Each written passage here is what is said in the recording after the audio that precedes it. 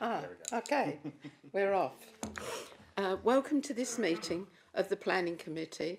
We are recording the meeting this evening using our webcasting system. The webcast will be transmitted live and will also be available on the Council's website following the meeting. Generally, the public seating area are not filmed. However, by entering the meeting room and using the public seating area, you are consenting to be filmed and to the possible use of those images and sound recording for webcasting or training purposes. I have the discretion to stop or suspend the recording of the meeting should this be necessary to maintain the proper running of the meeting. This is a meeting of the Council held in public. It is not a public meeting. All mobile devices should be switched off or set to silent so that the meeting is not interrupted by ringtones. Anyone else attending to film or audio record any part of the meeting is asked to do so in a manner that does not disrupt the meeting. Please refrain from filming the public gallery or public speakers on items. If the fire alarm sounds, leave by the nearest exit and officers will advise when it is safe to return to the meeting. Before we begin this evening's meeting, I would like to remind members to speak directly into the microphone to enable those present and those watching online to be able to hear the proceedings. Finally, please could members remember to address your speeches to me as chairman. Procedure for each item. The committee report is taken as read by the planning committee. The planning officers will present their report and committee members will ask any points of clarification. The meeting will allow those who have given notice that they wish to address the committee on a particular application to do so. Each person will be invited to come forward to the table at the front of the public seating area and will have 3 minutes to give their views. Once all comments have been given, the meeting will then continue for members of the committee to discuss the applications and reach a decision. No further comments may be made by members of the public. The committee should limit discussions to material planning considerations related to the development of the application. Commentary on non-planning related matters or overtly political statements are not permitted as they could have an impact on the integrity of the planning process. Summary comments should be concise and relate to the development application being considered. Thank you. Apologies for absence. Have I any apologies for absence? We have apologies from Councillor Kevin Blake. Councillor Sargent is substituting. No other apologies? No. No, thank you. We'll now go into declarations of interest and lobbying. I wish to say I have been lobbied on the item 4 application. Anybody else? Yes, Chris? Thank you, Chair. Yes, I've been lobbied on item 4 and from the Parish Council. Thank you. Thank you. Yes, Alex? The same as Chris, but I will say, because they're all intertwined, it's 4, 5, 6 and 7. So.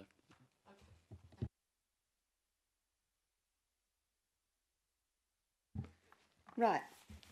Minutes to follow. Confirmation of the minutes of the Planning Committee meeting held on Wednesday the 27th of August 2025. We haven't got them here this evening because we've had illness, so they haven't been able to be completed, but they will be at the next Planning Committee. Thank you. I will go straight into item 4, which is planning application number 240020 out. Hybrid application seeking full planning permission for phased development of the site for 50.237 square metres, floor space for industrial use class B2, storage or distribution use class B8, research and development use class EG2. and or industrial processes use class EG3 with ancillary offices, New Link Road between Courthouse Road and Pound Lane, and associated junctions, site-wide infrastructure including earthworks, structural landscape, drainage, diversion or existing watercourse, pumping station, electricity substation and access, landscaping, parking, services and other associated works and outline planning permission with all matters reserved except for access, for demolition or existing buildings and structures, and phased development of site for up to 72, I think it's 1,000 square metres, floor space for industrial use class B2, storage or distribution use class B8,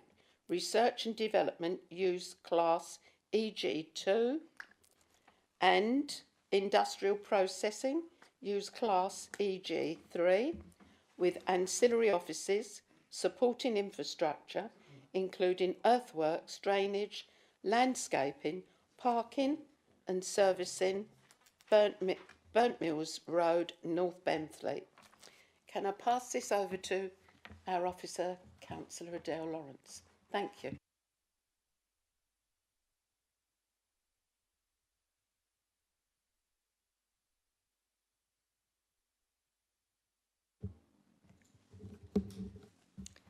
Thank you, Chair, and good evening, everyone.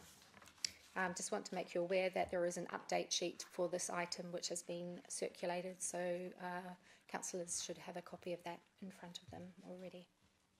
It's dealing with a couple of matters that were raised at the members' technical briefing last night and proposes some additional conditions.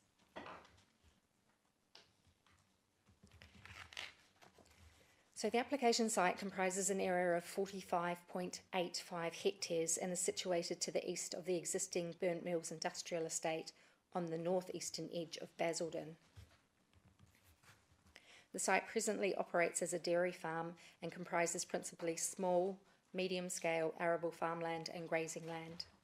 The associated farm complex, known as Bradfield Farm, including a Grade 2 listed farmhouse, lies to the south of the site, with part of the farmyard complex falling within the application boundary.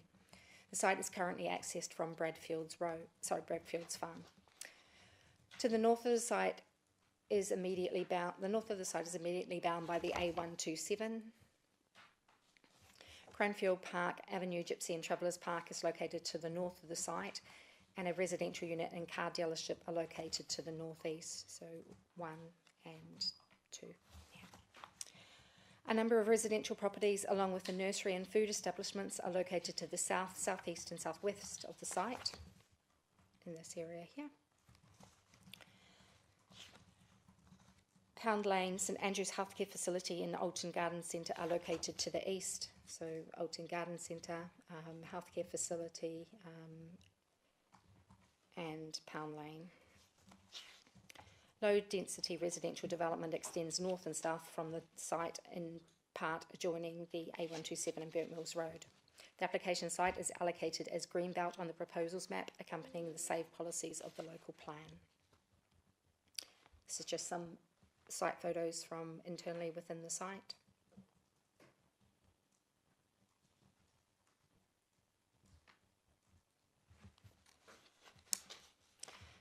So the application proposes a hybrid planning application, so that's part full, part outline, for an employment-led scheme of up to 122,237 square metres of employment floor space with ancillary offices, supporting infrastructure and landscaping.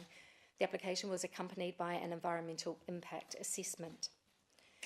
It should be noted that the developer has also submitted associated applications for the development of 3 travelling show people plots, repairs to the Grade 2 listed Bradfield's farmhouse and enhancements to the existing farmyard.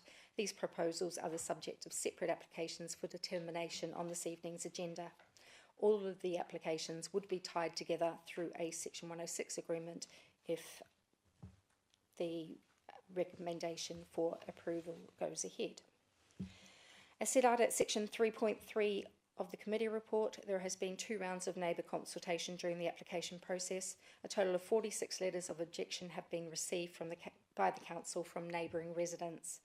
1 further objection was received in writing yesterday from a resident of Harrow Road, querying the need for a new industrial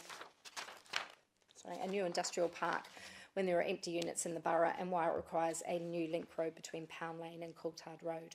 Also raised concerns about vehicle numbers, noise levels and air quality, and suggested alternative improvements to Pound Lane to reduce through traffic. The application was accompanied by an industrial and logistics needs assessment to evidence the need for the proposed use and floor space, which is the subject of this application. The assessment was independently reviewed by external consultants Litchfields on behalf of the council. The Regulation 18 consultation draft local plan identified that at least 65 to 82 hectares of new land for employment purposes will need to be allocated over the lifetime of the local plan to address employment needs within the borough, rising to 197 hectares if historic undersupply is to be addressed.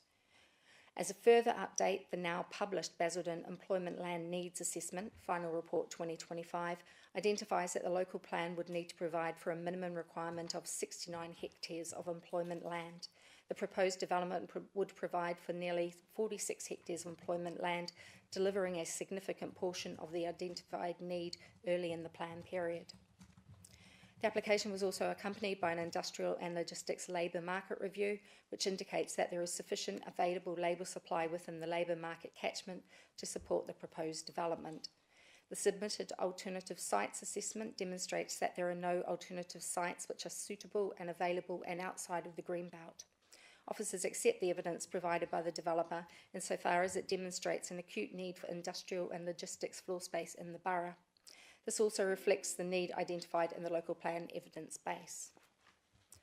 As set out at section 5.2 of the committee report, the development does not meet any of the exceptions at paragraph 154 of the MPPF, and the development is not considered to constitute greybelt land.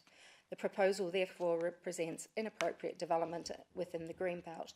Accordingly, paragraph 153 of the MPPF is relevant, and permission should not be approved except in very special circumstances.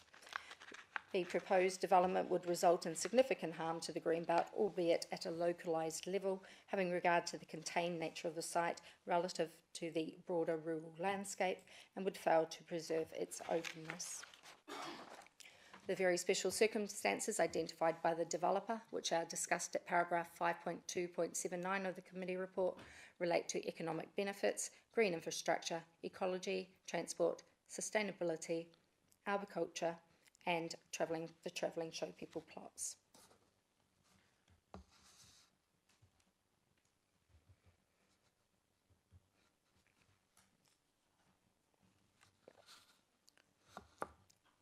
A detailed application, which is identified in pink on this map, seeks planning permission in respect of Unit 1 for 50,237 square metres of floor space for industrial storage or distribution, research and development, and or industrial processes within ancillary offices. The detailed proposals also include a new link road that runs east-west through the site. So this is Unit 1, and this is the new link road.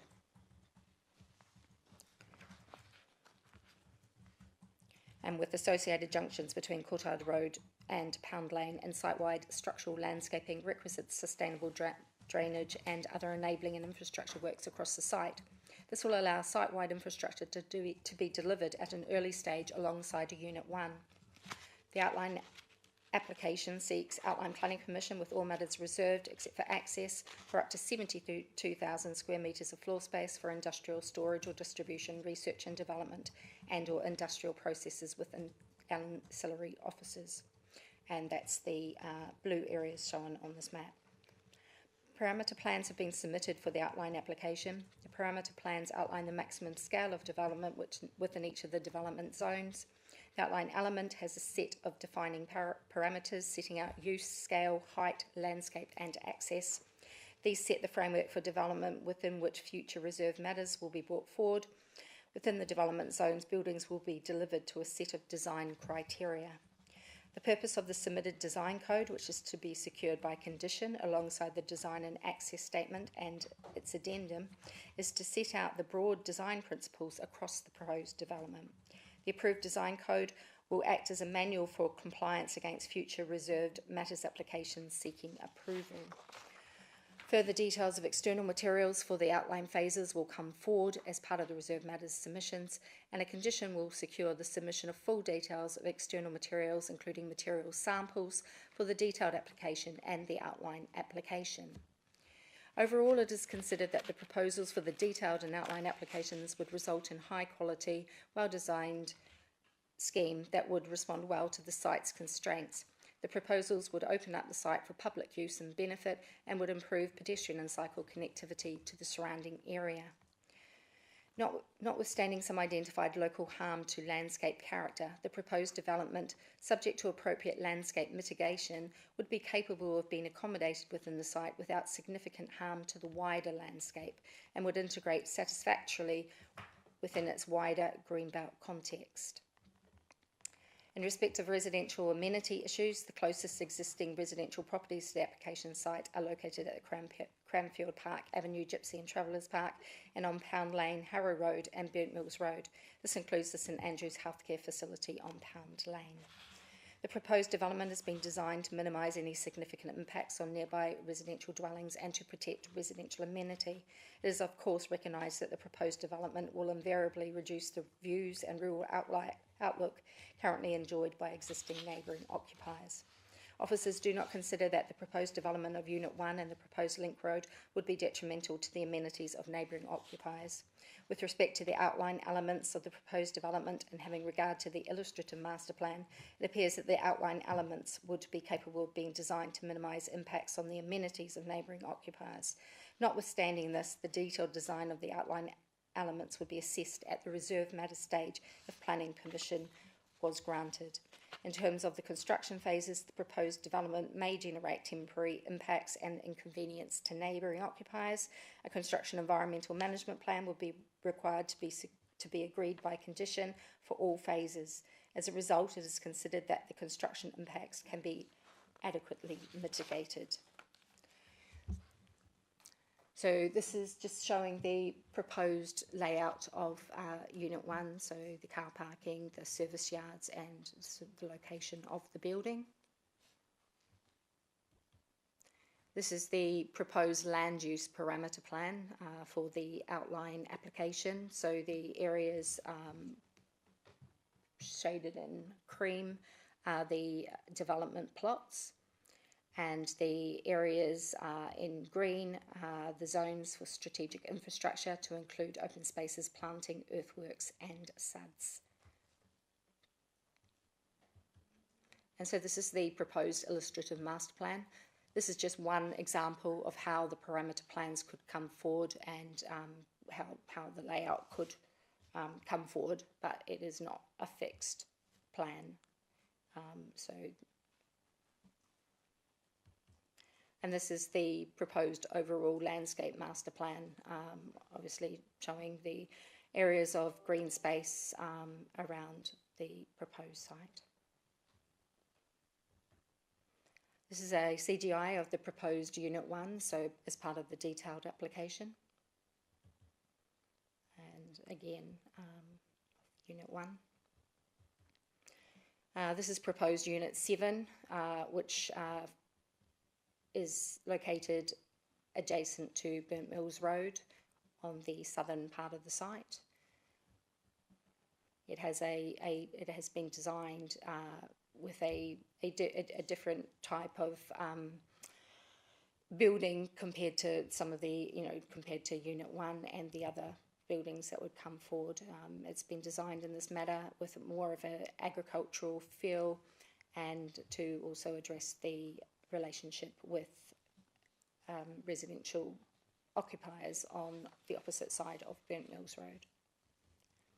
This just shows a section of Unit 7, Unit 7 and Arizona, which is on the other one of the residential properties opposite on Burnt Mills Road. So there is proposed landscaping between in, sorry. There's proposed landscaping in front of the building and adjacent to Burnt Mills Road and there's also raised land as well, so there'll be some bunding there to help improve the relationship between the residential properties opposite on Burnt Mills Road and the buildings. And so this is just an example. This is showing, as you can see, just here and here, this is proposed building 7, and this is within the existing landscape at the moment. So it's just giving an example of how that building would sit within the landscape. Bearing in mind this is the existing landscape, not the proposed. And then similarly, Unit 6, which is located to the west of Building 7. This is showing the relationship of this building to the property opposite. So there's some food places and a nursery in this area. There's also one residential dwelling as well. Again, raised land and landscaping. And this is just showing the height parameter for Unit 6, taken from Rushley to the west of the site. Rushley is the road, for those that aren't aware. And that's just, if you can see with the red line, this gives an indication of how the building would sit. So it wouldn't be visible from this area to the west. There may be some temporary construction activities that may be visible from here, or some craneage and things like that, but overall that none of the development would be visible from this area. So in terms of highway matters, as set out at section 5.5 of the committee report in relation to highway matters, a comprehensive transport strategy is proposed to encourage trips by non-car means.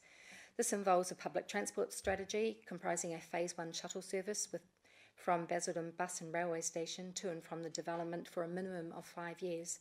This would be delivered through a commercial contract between the developer and First Buses, including the provision of free and discounted bus travel. A cycle strategy, a walking strategy, travel plans, employee travel packs and restrictions on HGV routes also form part of the transport strategy. New road infrastructure is proposed, comprising a new link road running east-west through the site, linking Coulthard Road and Pound Lane, as I've discussed before. A new 3-metre wide shared footway cycleway facility is to be provided from the site along the southern side of Coulthard Road to the junction of East Main, Cranes Farm Road and Coulthard Road. Off-site highway mitigation is also to be secured, comprising improvements to the Coulthard Road A132 East Main Junction, the A127 A132 Junction, and improvements on Pound Lane between the site access and the A127.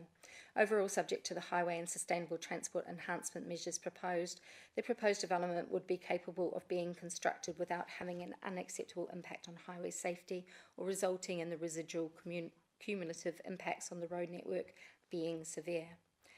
The Environmental Health Service has raised no objection to the proposed development in relation to noise, air quality and land contamination matters. As set out in the report, a number of conditions are to be secured.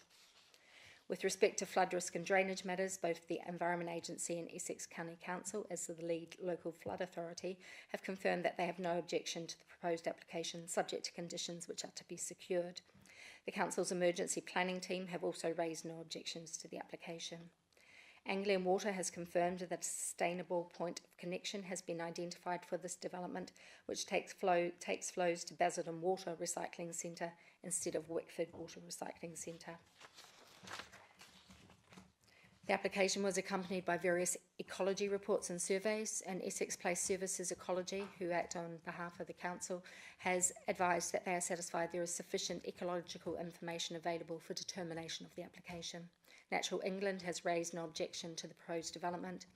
The proposed development exceeds the 10% requirements in respect of biodiversity net gain and will increase the biodiversity value of the site. A biodiversity net gain plan is to be secured by condition and is to be maintained and monitored for a period of 30 years. Subject to conditions, it is considered that the proposed development would be capable of being undertaken without harm to priority or protected species or giving rise to an adverse ecological impact. In terms of energy and sustainability, the application was accompanied by energy and sustainability strategies, as well as a pre-BREEAM assessment report. A condition is proposed requiring the submission of detailed energy and sustainability statements for each phase of the development, and this also includes securing that the buildings shall achieve a minimum BREEAM rating of excellent. The proposed development would result in less than substantial harm to 4 Grade 2 listed buildings, being the Bradfield's Farmhouse, a moderate level of less than substantial, Defane's Farmhouse, a low level, Cottage at the junction with Burnt Mills Road and Pound Lane, lowest level, and Horseshoe Cottage, lowest level. These harms, however, are concluded to be significantly outweighed by the public benefits of the scheme. With respect to archaeology matters, a condition is proposed to be secured in relation to a program of archaeological evaluation.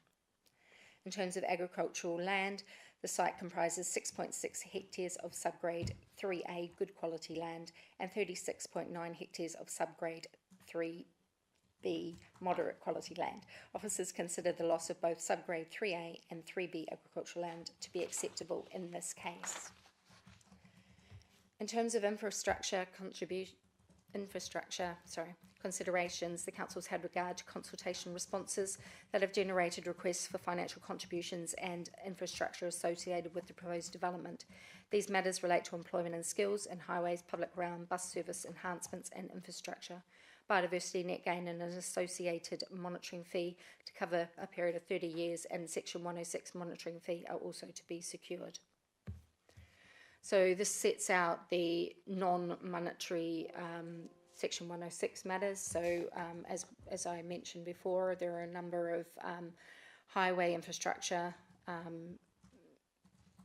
and enhancements which are to be funded by the developer, and that's those that are set out here, which I mentioned before. They are to be secured by conditions, and I've referenced the conditions next to the matters, and also, as I said, the biodiversity net gain requirement.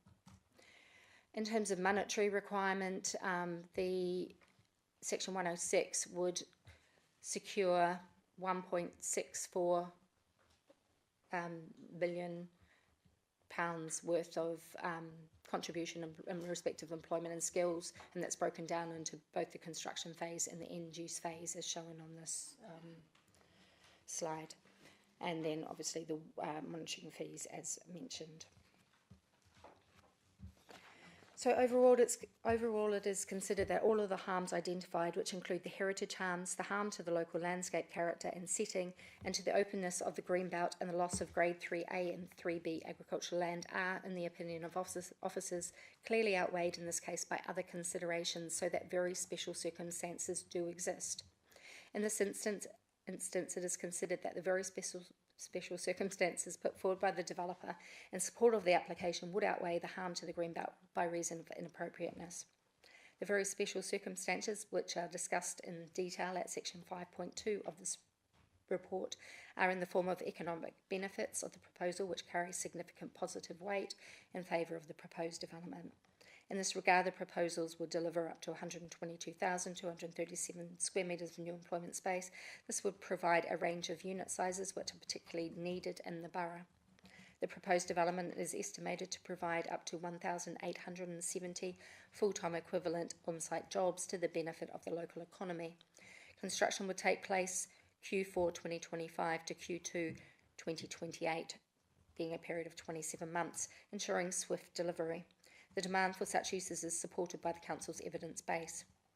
Other very special circumstances, as detailed at section 5.2 of the report, include moderate weight in favour of the proposed development relating to the provision of green infrastructure, ecology and transport benefits. Moderate weight in favour is also afforded to the 3 travelling show people plots, which are the subject of a separate application. Limited weight in favour is afforded to the arboricultural benefits of the proposal, and no weight is afforded to the sustainability benefits as per the Dunton Road appeal decision. The proposal is considered to accord with the development as a whole. National Greenbelt Heritage or Flood Risk Policies, footnote 7 policies in the NPPF, do not provide a strong reason for refusing the development, nor do the adverse impacts of granting permission significantly and demonstrably outweigh the benefits when assessed against the policies in the NPPF taken as a whole. The presumption in favour of sustainable development, as set out in paragraph 11D of the NPPF in 2024, therefore applies. It is therefore recommended that the committee resolves that planning application 240020 out be granted planning permission subject to no call-in powers being exercised by the Secretary of State, the completion of a Section 106 agreement to secure the planning obligations and contributions set out at Section 5.18 of the report, and subject to the conditions set out at Section 8 of the report, with any amendments that might be necessary up to the issue of the decision notice, and just making members aware that this is the planning balance, setting out the positives and the negatives of the scheme. Thank you very much. Thank you, Adele Lawrence, for a very long, comprehensive report. Thank you very much. Clarifications. Councillor Mike. Thank you, Chair. So, Adele, can I ask some questions about the line of sight information that you presented in your report? So if you could go back to the images that you showed, that would be appreciated. Yeah. So I just want to make sure that I understand what we're looking at here. In particular, the trees that are shown between Burnt Mills Road and the hedge and Unit 7. Those are not existing trees. So these are trees that would be planted as part of the development. Is that correct? Yes, that is correct. It comprises light standard trees, which is the trees which are closest to Burnt Mills Road, and then structural woodland on this higher part, and this is a raised ground of approximately 1.3 metres. But yes, they are proposed. So just follow up on that. So if I'm reading this correctly, even with the existing hedge, you would be able to see some of this Unit 7, albeit not all of it, if you were at the front of this property, Arizona. Is that right?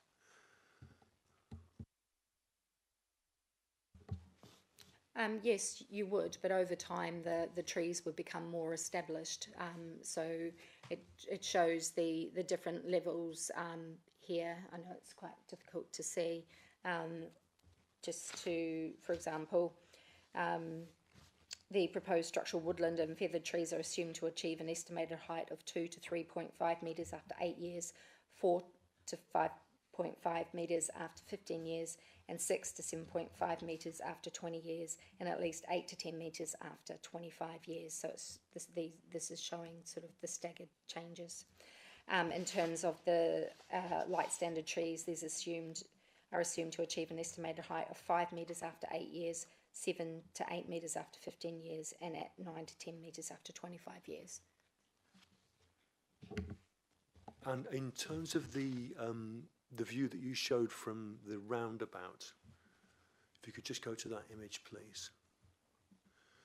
Yeah, this Rushley round. I just want to make sure that I understood this correctly as well. So, am I right in saying that the red frame that you see in that image is the silhouette of building, sorry, not building, Unit 6, the building at Unit 6? Yes, that's correct. So it would be hidden by the trees.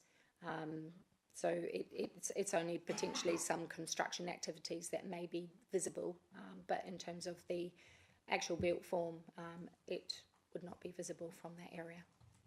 Okay, thank you. So just to confirm then, as far as you're aware, none of this site, when completed, would be visible from the residential, the significant number of residential properties to the west of the Rushley roundabout. Yes, that's my understanding. Thank you, Councillor Baker.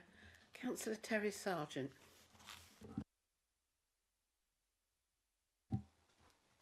Thank you, Chairman.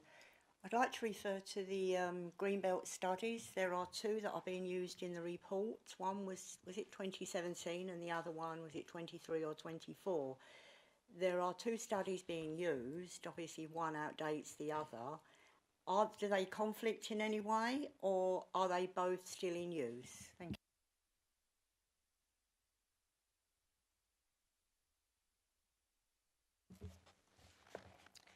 you.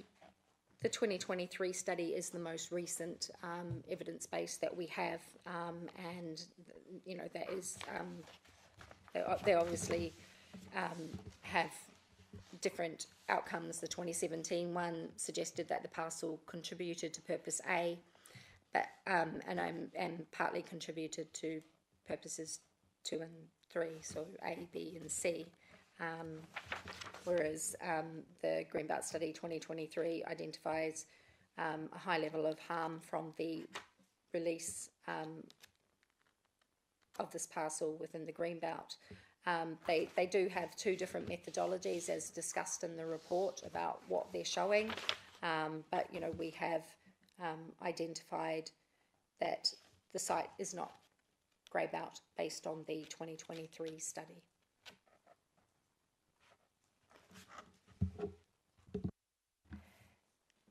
But do they conflict? You know, surely one would supersede the other?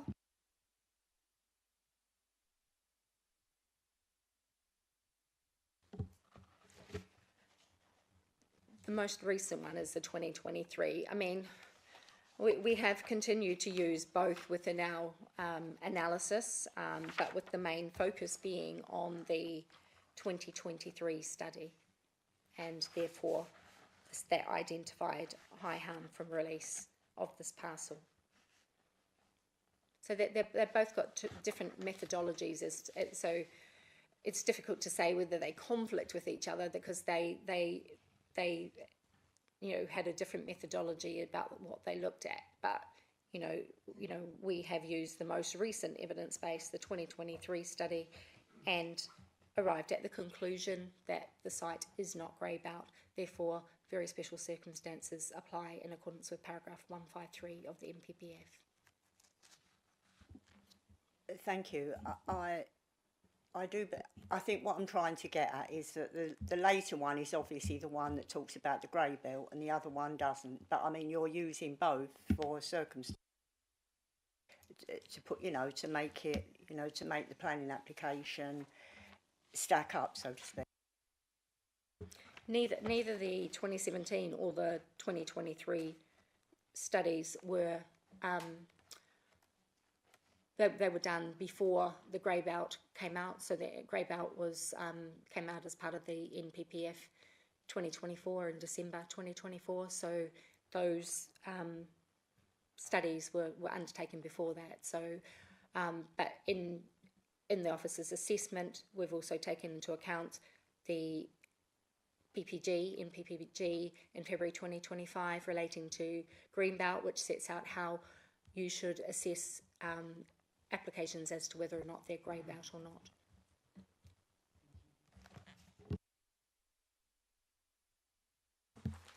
Councillor Alex Harrison. Thank you, Chair. Following on from Councillor Baker's questions around sort of visibility, how much sort of light pollution are we expecting for the neighbouring properties, and like especially at night, and what conditions are in place to make sure that the neighbouring properties are protected as much as possible? Sorry, can you clarify that you're talking about external lighting? Is that correct? Yeah. Just sort of how bright will this thing be at night?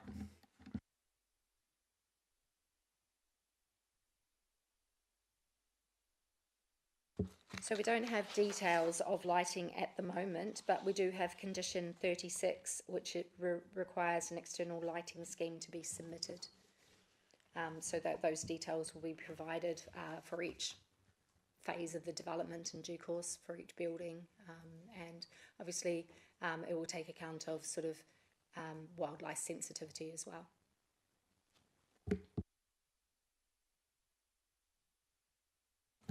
Any more questions, Alex? Thank you, Chair, and thank you, Adele, for your presentation. I do like my wildlife. I'd just like to touch on the comments made by the Essex Badger Protection Group, and with some of the comments that the developer has put in place to make an artificial set. I just wondered, in terms of how that will work in practice, because badgers, as far as I'm concerned, wouldn't move into something that's been made for them. They would look for something that is already in their area. You know, you don't put a for sale sign on a badger set, do you? So have a bit of humour, why not? I'm just wondering why, that could be acceptable if, for example, it's not been taken up by the existing evidence that there is commuting. I do like that word for badgers. They commute across land, and also sort of sets in the area. So I'm just wondering for some clarification on that, because I know they put in an objection based on that, and as we know, they are a very highly protected species in the UK.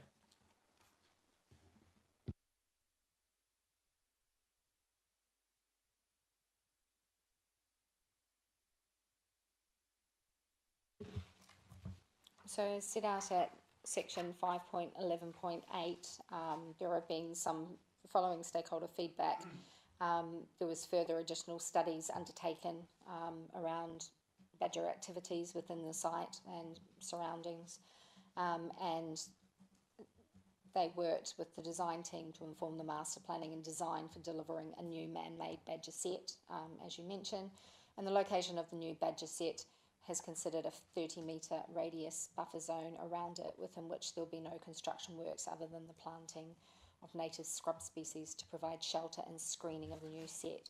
The specifics of the compensation package will be agreed with Natural England in due course, and prior to any works on or around the existing sets, ensuring that a proportionate level of offsetting is provided such that the overall health of the badger population is maintained.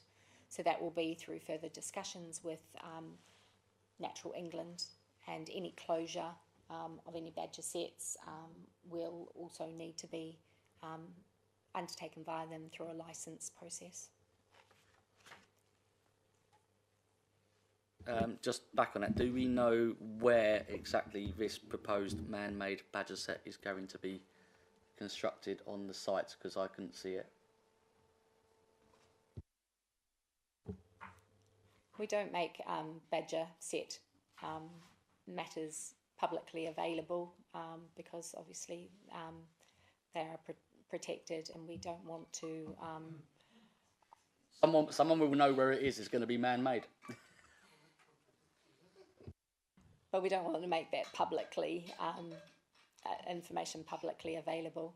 So it's commonplace for us to redact badger reports and things as part of the planning process, because that should not be in the public domain.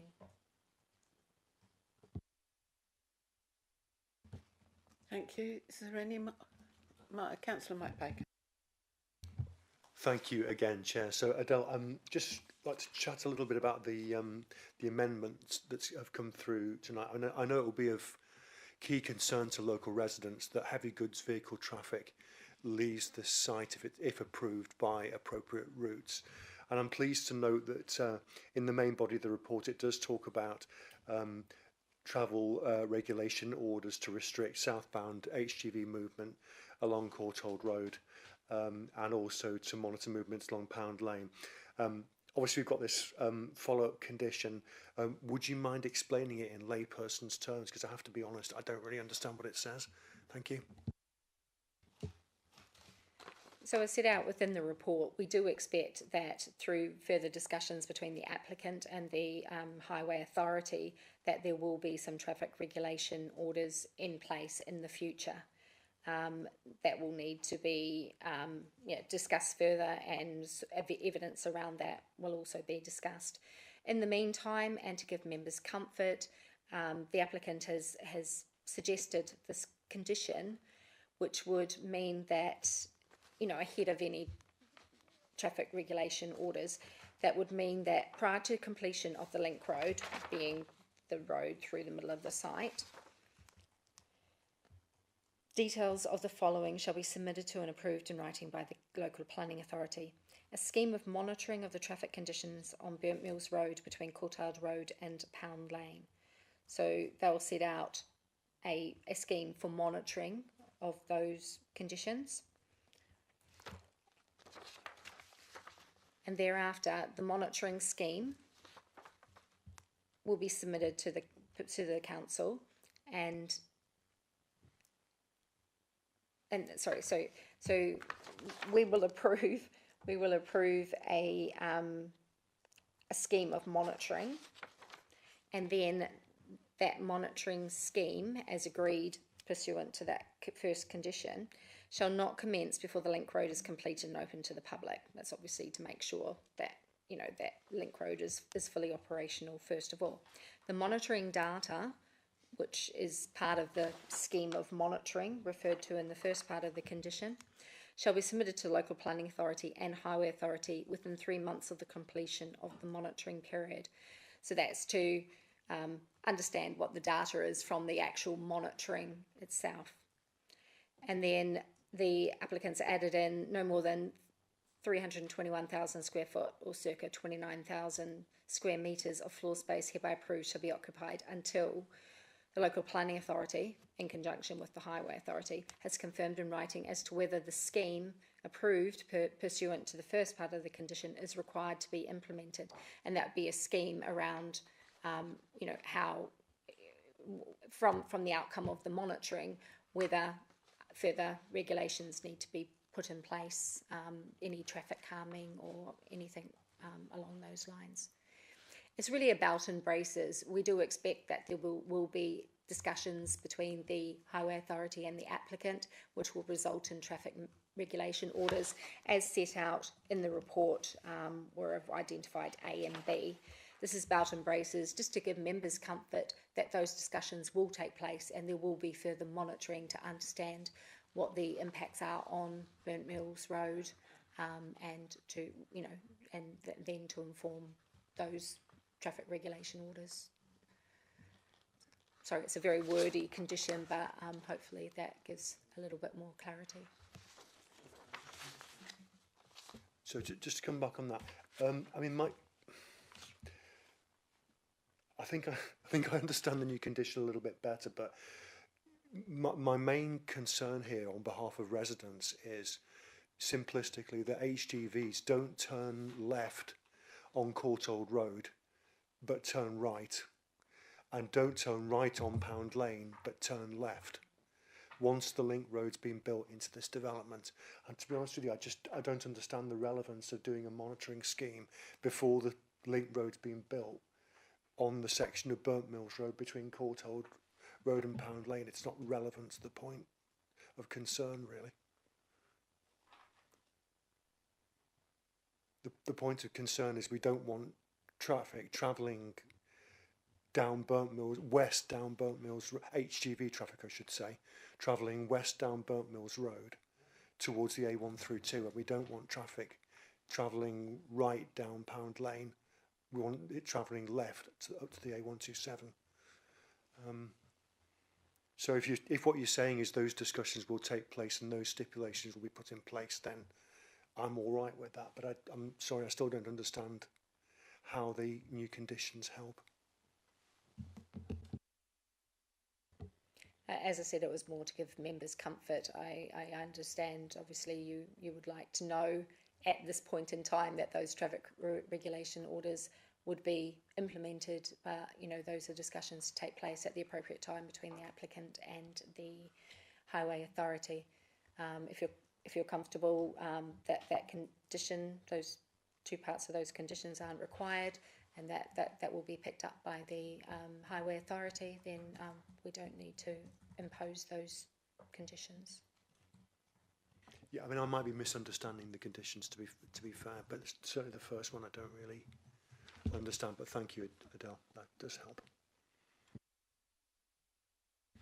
Councillor Terry Sargent. Thank you, Adele. You spoke of the need for this site, and you spoke of employment. What other needs for the site are there? You spoke of research and, well, if you can remind us what the actual need is to put a site of this nature into an area like this.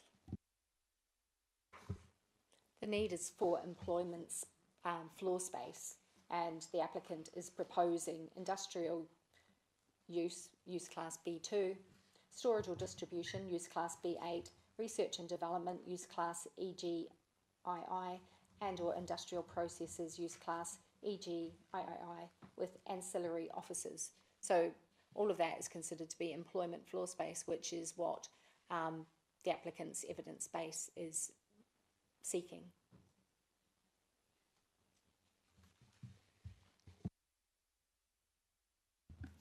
So it is for employment. So are we aware of the amount of employment that we do have in Basildon? Yes, I think in terms of our current supply, it was set out in the report. I think it's around about 6.25 hectares.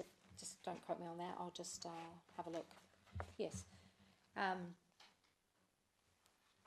The 6.25 hectares of supply of industrial land identified, which is what Savills considered as part of their report on need, and that was considered appropriate by Litchfields, who reviewed that report on behalf of the council. That is the current supply of employment space within the borough.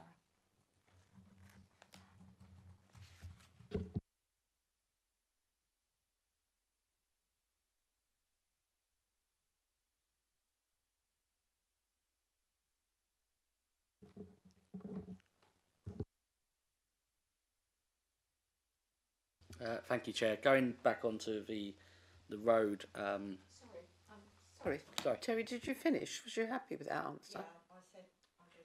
Oh, sorry, I didn't hear. Sorry, Alex. Sorry, Chair. I just saw you nod when the gentleman said I had my hand up, so do apologise. Going back onto the road issue, I just wondered. Obviously, you know the area quite well as well. Some of it. Obviously, where Unit 1 is situated, going to be joining onto Courtauld Road, sort of, there's a junction coming off Courtauld Road to meet that particular unit and the one south. But the other units on outline, we're going to Pound Lane and onto Burt Mills Road. Some of those roads are, some parts of those roads are quite narrow. Even coming from sort of Sadler's Farm roundabout, from the A130 or the A13 can be quite small, and there is down Pound Lane some traffic calming measures already. There are a few barred chicanes that are in place down there. In terms of the argument of where does the traffic go, I think it needs to be looked into a bit more in depth by highways to suggest that down those particular routes would be a tonnage limit of what vehicle can go down there, because there is very narrow roads and there are very narrow chicanes at some parts of that road before Burnt Mills Road where traffic will go down. There's no point putting a condition in saying this, that and the other. If you're a lorry driver and you've come from Tilbury, for example, you're in your lorry, your sat-nav's not been updated, you're going to drive down there. So without clear road marking signs for weight limits and tonnage, then you're going to have issues on very, very narrow routes in a quite quiet residential area. Now, the site's obviously off of Courtauld Road, where there is already existing employment areas and industrial units. I would say it's not too bad. The issue would be with the total volume of traffic that would go down Courtauld Road, go into the roundabout, joining on to East Main, whether that could take the extended amount of traffic that would be created by these very large warehouses. Now, I've seen a warehouse like this before, especially Unit 1. This is the bigger Unit 1. This is the big one to be taken over by someone like Amazon or someone like that. You know, really large unit with massive lorry depots left, right of the site.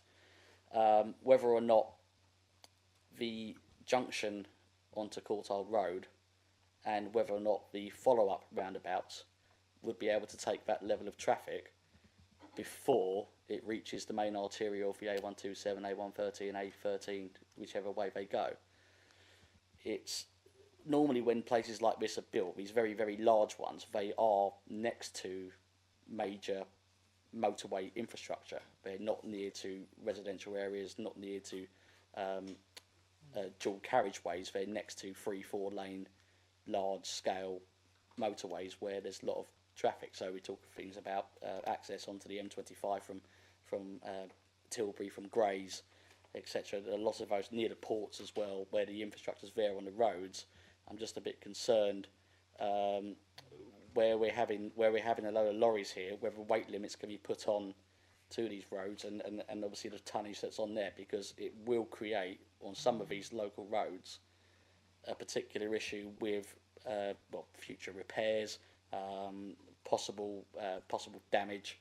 So I think it's worthwhile asking that question: Are there any restrictions proposed along some of these junctions which are quite tight, and whether we could add tonnage limits on a condition in order to alleviate that kind of pressure? Thank you.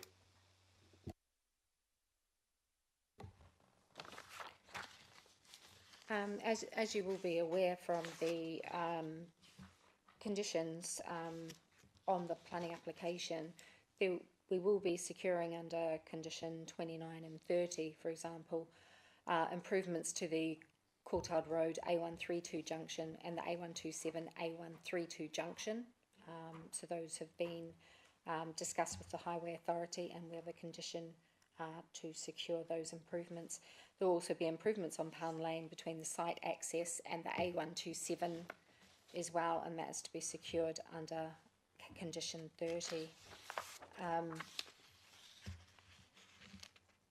I'm not sure that tonnage restrictions would be a matter for the Planning Authority. I would suggest that those are a matter for the Highway Authority and will be dealt with as part of the Section 278 highway works and those further discussions around traffic regulation orders and things. Thank you. Alex, as you're aware, we haven't got highways here this evening, and we don't have them at the briefing. You know, we ask them every time to come along, but they don't attend. So I don't know exactly what we can do about it, but I'll bring my legal in on this, and he can advise us. Thank you. Thank you, Chair. Councillor, I thought it may assist to just detail 3 points on the question that you asked as well. As the officer has already explained, the making of TROs is a matter for the Highways Authority, and we unfortunately can't bind them. It's an application made under the Road Traffic Regulation Act, and it's not something that a local planning authority can apply in itself. However, the officer has set out essentially the maximum that you can do at this stage. It is the case that if a traffic regulation order is made, or if the condition is put into this planning permission, you have to assume its effectiveness. You can't sort of undermine the lawful implementation of a TRO or indeed a condition when deciding an application. It's quite a common suggestion at planning committees that, well, people will ignore a TRO. Unfortunately, as a matter of planning law, you have to assume that other regulatory processes will be effective. The final point, just because policy is a matter of law as well, or at least the interpretation of policy is, I'm sure you're aware, as a committee, MPPF is quite clear on when you can refuse things on highway grounds. The test is very high. It's para 116 of MPPF, which essentially requires not just an impact on highway safety, but an unacceptable one, and one where residual cumulative impact will be severe. So policy quite clearly envisages harm in transport terms will be acceptable when permission is granted. 116 is a high test. Thank you, Chair. Thank you for your advice. I'd just like to say one thing. I am concerned about the lighting, and I'd like to be able to say we'd like to put perhaps a condition on that will be done if the application is successful. And I think that's what you mentioned, wasn't it, Alex? Because I think it definitely needs that. Right, if there's... Oh, Councillor Sargent. Yes, thanks, Chairman. It was just on the other point that Alex raised there about the road management. It's all well and good to have all of these improvements, which they've got to do to make the scheme viable, but it's after that you've got really heavy vehicles travelling down there, and what is the management of those roads? Because they're saying that they're going to monitor certain things, buses and goodness knows what, which they can do, but when it's road management, we all know that, and because we all know that it doesn't get done as soon as, and because it's near to residential properties as well, we don't want those people to suffer, because most of these industrial areas, you've only got to go over Basildon, they've got massive potholes, and only a few get fixed at a time. Thank you, Chairman. Yeah, I can sympathise with you, because that does happen, but you know, must be aware that that these developers and people that do this should be made to look after the roads, but it doesn't happen like that. We've got county, we've got highways again, and you know, and this doesn't happen. If I can assist again. Just as one further point, Councillor, on that, we come back to the same issue that it's provided for under the Highways Act, that the Highways Authority must maintain the roads, and when it's provided that a public authority has a duty, typically in planning you will assume that they will comply with that duty. I've driven over roads that are terribly kept, I'm sure we all have, but in planning terms you can't assume that the Highways Authority is going to fail in its obligations, even if obviously it does sometimes happen. Councillor Baker. Thank you, Chair. So just wanted to say I really welcome the addition of the first update on the update sheet, which says that the use of the development for waste management uses is expressly excluded, because you know, I know that the existing waste management facilities on the existing part of Burnt Mills Industrial Estate have been cause of considerable concern for local residents. I just wanted to be absolutely sure, however, because I noticed that it does say in the stipulation that industrial processes class EG3 are permitted, and I just wanted to be absolutely clear that an enthusiastic waste management company couldn't wriggle out of our stipulation by saying that waste management is an industrial process.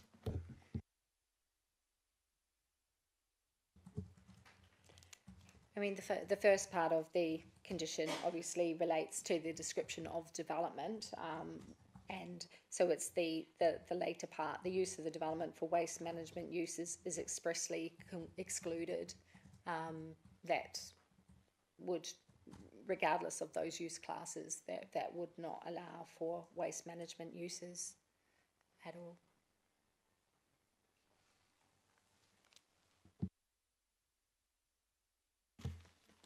Thank you. Is there any more questions at all? No? Thank you. So I'll now go into members of the public and to the developers to come along and speak. So can I call upon Claire Cushing, please? Would you like to come to the front, Claire, and press the red, sorry, press the red button at the front and you've got 3 minutes to speak. Thank you.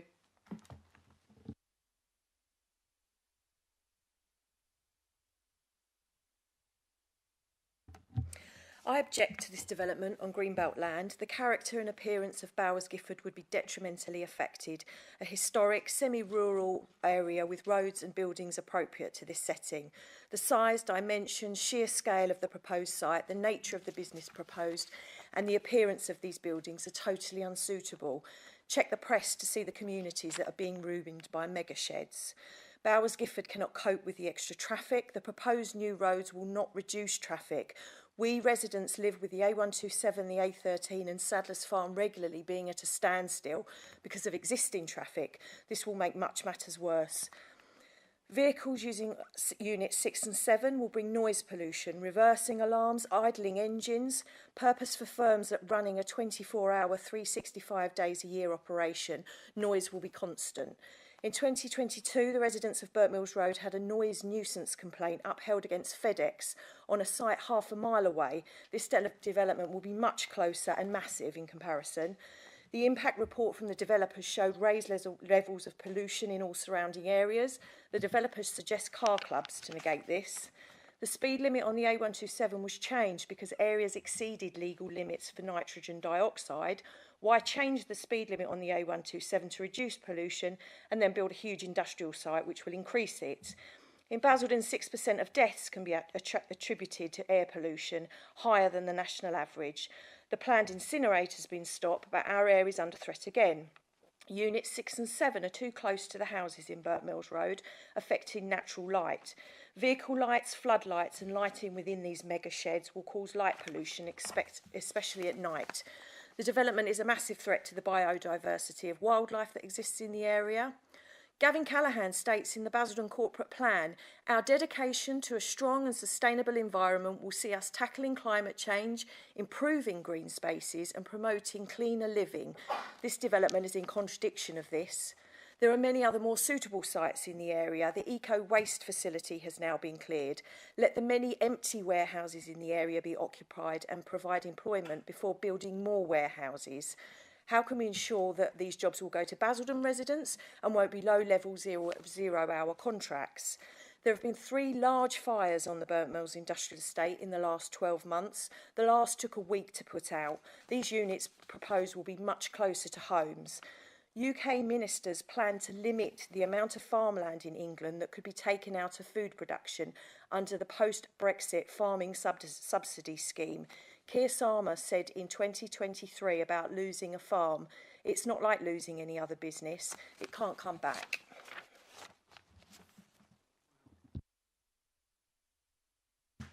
Thank you, Claire. Can I ask for Bernie Foster, please? Bernie Foster. Sorry, Bernie.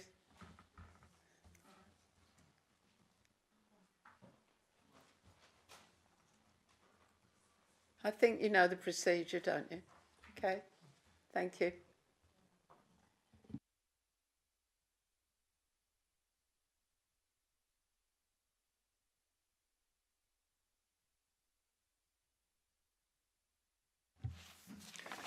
If we assume that Basildon planners have put forward this site on the draft local plan as being appropriate for employment land, we must first look at the most effective use, taking into account the existing location infrastructure and most important the residents and community of Bowers Gifford and North Benfleet, whose safety, both mental and welfare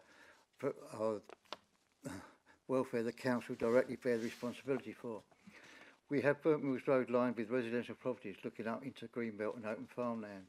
One would hope that proposed development design road layouts would take on board these factors and seek to soften the blow of the development would undoubtedly offer to residents. If we focus on Unit 1 alone, there is no way the appearance can be softened with 50,000 square metres of floor space, 1,100 feet long and 80 feet high, or over 80 feet high, and this is just one unit of many. Probably the biggest concern for Burt Mills Road, along with the Bowers Gifford and North Benfleet, is the traffic movements, pollution and noise levels. No firm indication has been given to the final expected truck and van numbers or how the traffic flows will be marshalled. The minor improvements to the 127 slip road into Pound Lane would certainly not make it more suitable for truck or multiple van movements. In fact, it would most probably instigate serious safety issues.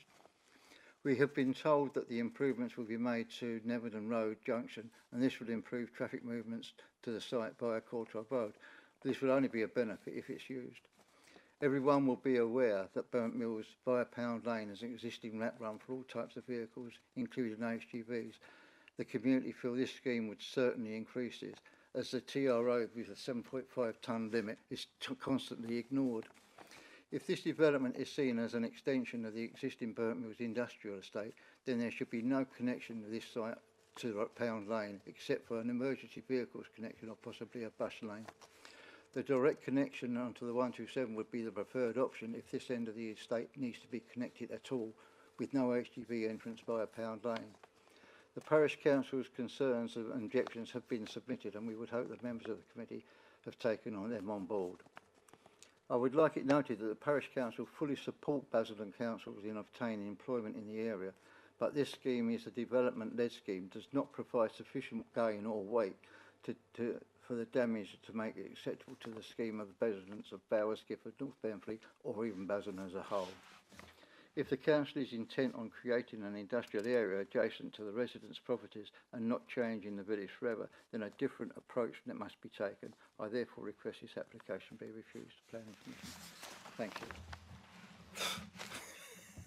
Thank you, Bernie. Let me out of here.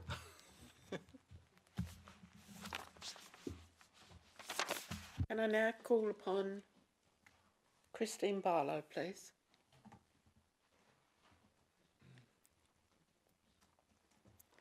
To the front, Christine, and press the red button. Thank you.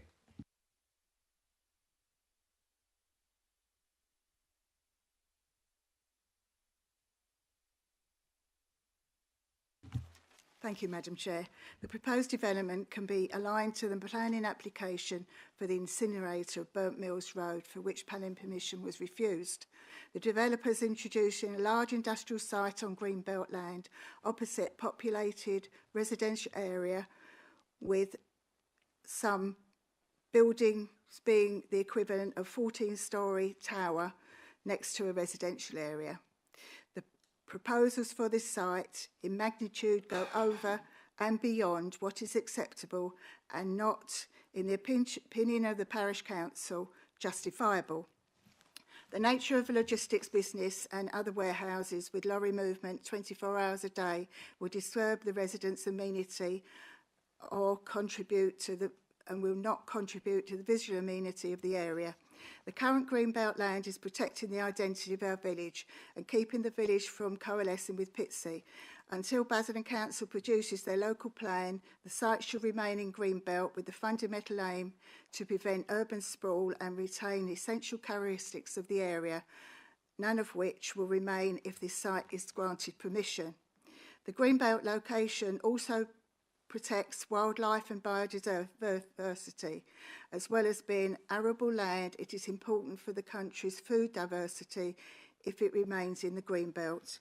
Employment is good for the borough, but could be here today and gone tomorrow. With the changes in government policy, there is a greater opportunity to use brownfield sites and our grey belt.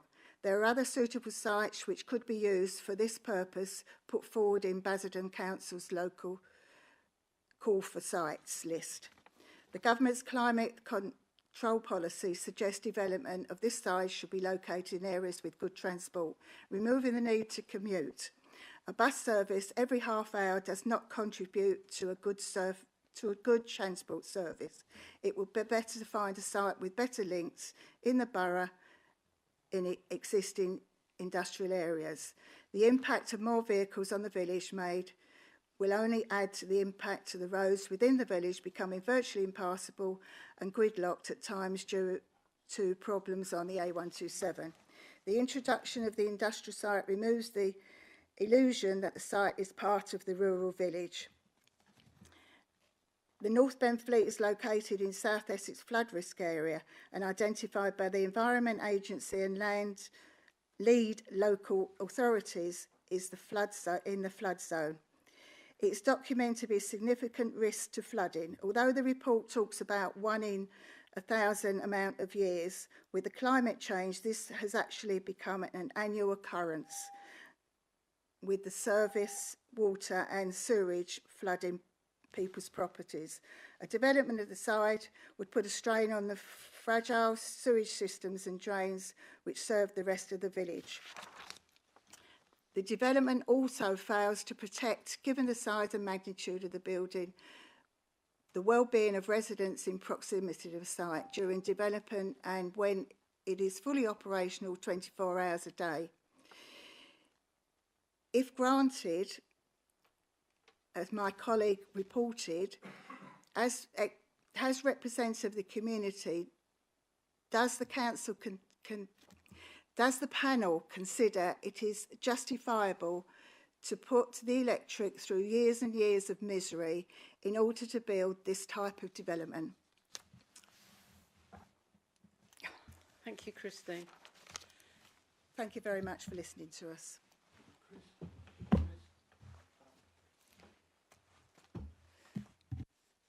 Can I call Tony Mullen, please?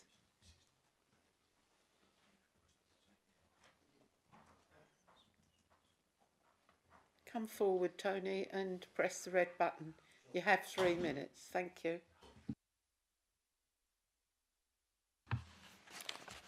Right, I'd like to raise some issues which I have with the Bradfield Farm development. I actually live on Horseshoe Cottage on the corner of Harrow Road and Pound Lane. Why build a new industrial park when there are many empty units in the Bradfield area, and also the sites, i.e. where the recycling plant on Courtauld Road has been demolished? If you go on Rightmove, there are loads of empty industrial units. Why does it require a link road from Courtauld Road to Pound Lane? The industrial park does not venture as far as Pound Lane. Why can the access road not be from Courtauld Road on the Bradfield Farm development, as Courtauld Road is the main road on and off of the industrial site and is an established road? I am concerned that 2,000 extra vehicles will be coming past our Grade 2 listed cottage twice daily, plus lorries and vans 24/7. The figure of 2,000 vehicles, the amount of jobs being put on the planning application. If an access road in and out was from Courtauld Road, this would ease the congestion on Pound Lane. Has a traffic survey been carried out, as Pound Lane is a very busy road at peak times? I'm concerned about the noise level which will be generated from extra traffic. As we're all aware, if vehicles idle for a period of time, then accelerates away, i.e. pulling away from the proposed roundabout, this will increase of pollutants. Has an environmental study been carried out in relation to air quality? Has a noise study been conducted? Has planning any suggestions how I can suppress the noise level in my cottage if this goes ahead? If Pound Lane from Harrow Road Junction was a one-way onto the 127, no alterations to roads would be necessary. This would alleviate the cut-through from the A127 onto the A13, Pitsea and surrounding areas, thus cutting the amount of through traffic. This would be a big saving to Essex highways because no roads would have to be altered. And that's it. Thank you, Tony.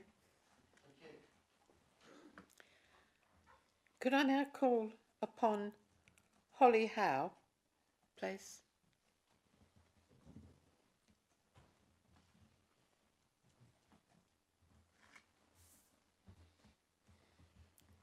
To the front, press the red button. Thank you.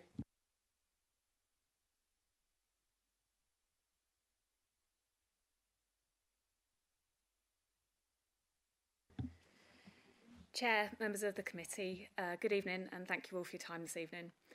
Endurant are proud to come to Planning Committee tonight with this exciting proposal for a best-in-class industrial and logistics-led scheme, which will deliver circa 122,000 square metres of employment floor space. The site benefits from a draft allocation in the emerging Basildon local plan and will make a significant contribution to Basildon's economic development needs, providing much needed, high quality, modern industrial and logistics space helping to retain existing businesses by allowing them to grow, as well as attracting new businesses to the borough. Benefits include approximately 1,870 full-time equivalent jobs, once completed and operational, with a further 790 jobs expected to be generated across the supply chain. In addition to this, the construction phase will directly support 430 jobs per year and 390 jobs indirectly. The Employment and Skills Plan and associated Section 106 contribution of circa 1.64 million will maximise the local impact by supporting training, work experience, apprenticeships and employment for local people. The scheme will generate economic output as well as business rates revenue totalling £5.5 million per annum, of which 2.2 million will be retained in Basildon. The proposals include a new link road with associated junctions between Courtauld Road and Pound Lane, redirecting traffic away from Burnt Mills Road. There are proposed improvements to Pound Lane, the A132, A1235 roundabout and the A127 junction, A132 Nevedon Road. A new bus service will also provide enhanced public transport connectivity to Basildon Town Centre. Endurant has a strong track record in delivery of high quality schemes, with a portfolio of more than 10 million square foot of employment space. We rate Basildon as an excellent place to invest and can bring forward the scheme imminently to help meet immediate employment needs.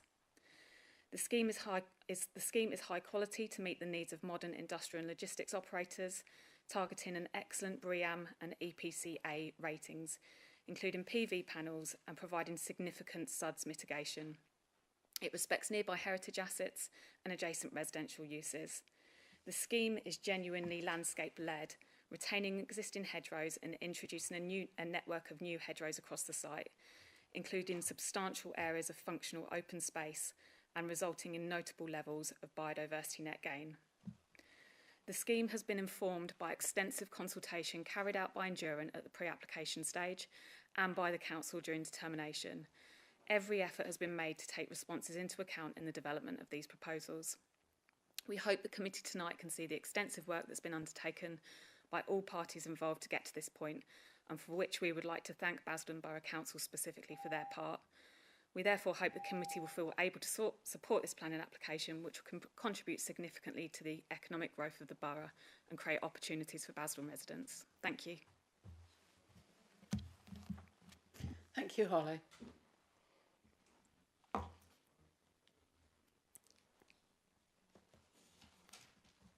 like to open it up to the panel now for questions, please. Councillor Mike. Thank you, Chair. Yeah, I've got a couple of questions relating to the comments that have been made by the members of the public. Thank you, by the way, for those. The first one is, I hope I'm not misquoting Bernie Foster, but I think he talked about the alignment of the scheme with the emerging local plans. So, in your opinion, Adele, is this proposal aligned with the emerging local plan?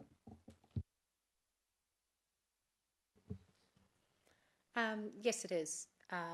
It is, obviously we are currently at Regulation 18 stage and working towards Regulation 18.3, which will take place in November. But this site is currently a draft allocation, yes. And the second question is, I think I'm correct, again, I hope I'm not misquoting here, but Christine Barlow said that one or more of the units in the development would be equivalent in height to a 14-storey building, which according to my new May AI is between 42 and 63 metres tall. Is that correct?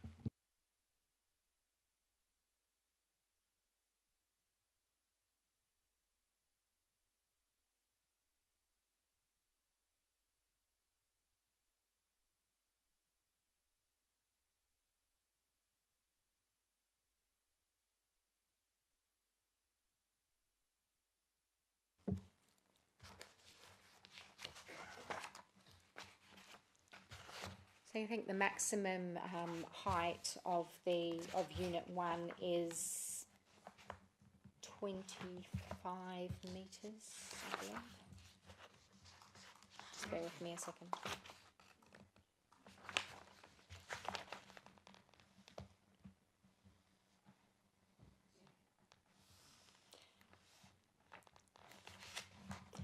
so at 5.3.10 of the committee report, it says a maximum height to ridge and haunch has been established for Unit 1 based on market demand. A haunch height of 21 metres, which is the clear internal height, would equate to a maximum ridge height of 25 metres.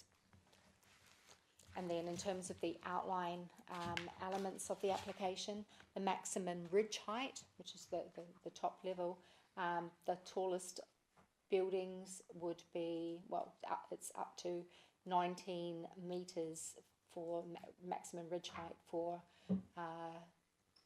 plots 2 and 4, plot 3, 16.5 metres, and 6 and 7, 14 and 11 metres. Thank you. Anybody else would wish to talk on this? No? No? I'd just like to say that, talking of infrastructure, I always think that it should come first, so then we can test what it is. But of course, you know, we've got the problem with highways, so, you know, they seem to think it doesn't matter. Another thing is, I've wanted to mention St Andrew's Hospital, because we have that there, and I was in on that planning application many years ago, and because the previous person on the site was bonfires and everything. But what I'm saying with St Andrews, most of the people there have got many problems, and to look out the window to some green space and cows and whatever, obviously is nice, and wildlife that helps them, if they're ever allowed out, that is. And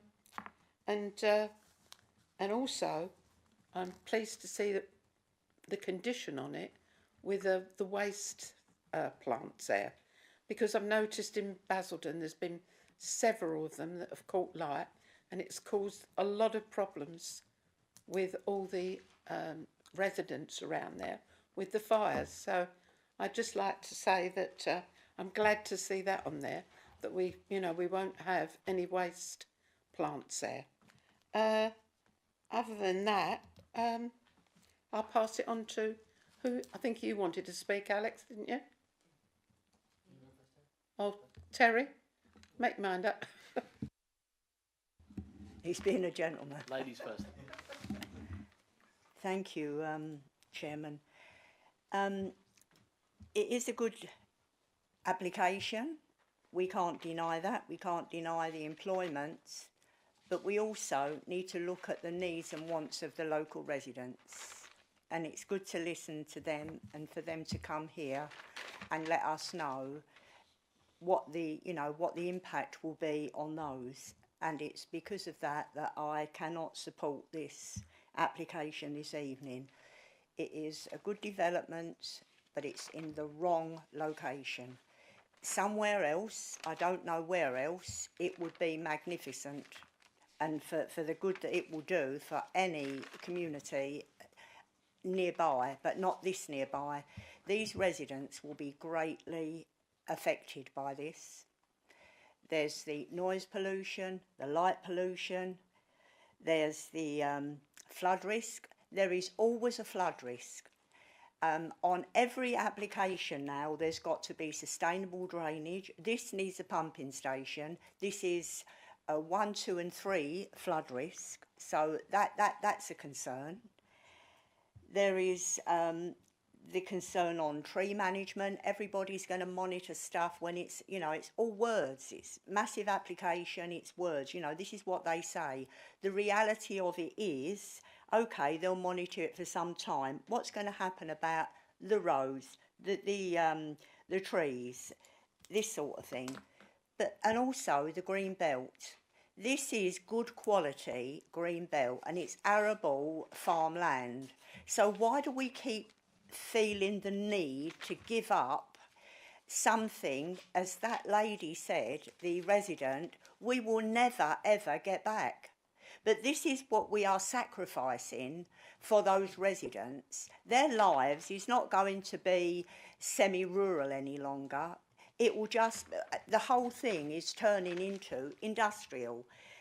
Within that area of Bowers Gifford, there are already planned applications for a high number of homes to go there. So, okay, that's not, we're not taking that into consideration this evening. I'm well aware of that. But should they come along, where are all of those cars going to go? And the impact on the roads. You know, there is so many things that will fail those residents that I just cannot support it. Thank you, Chairman.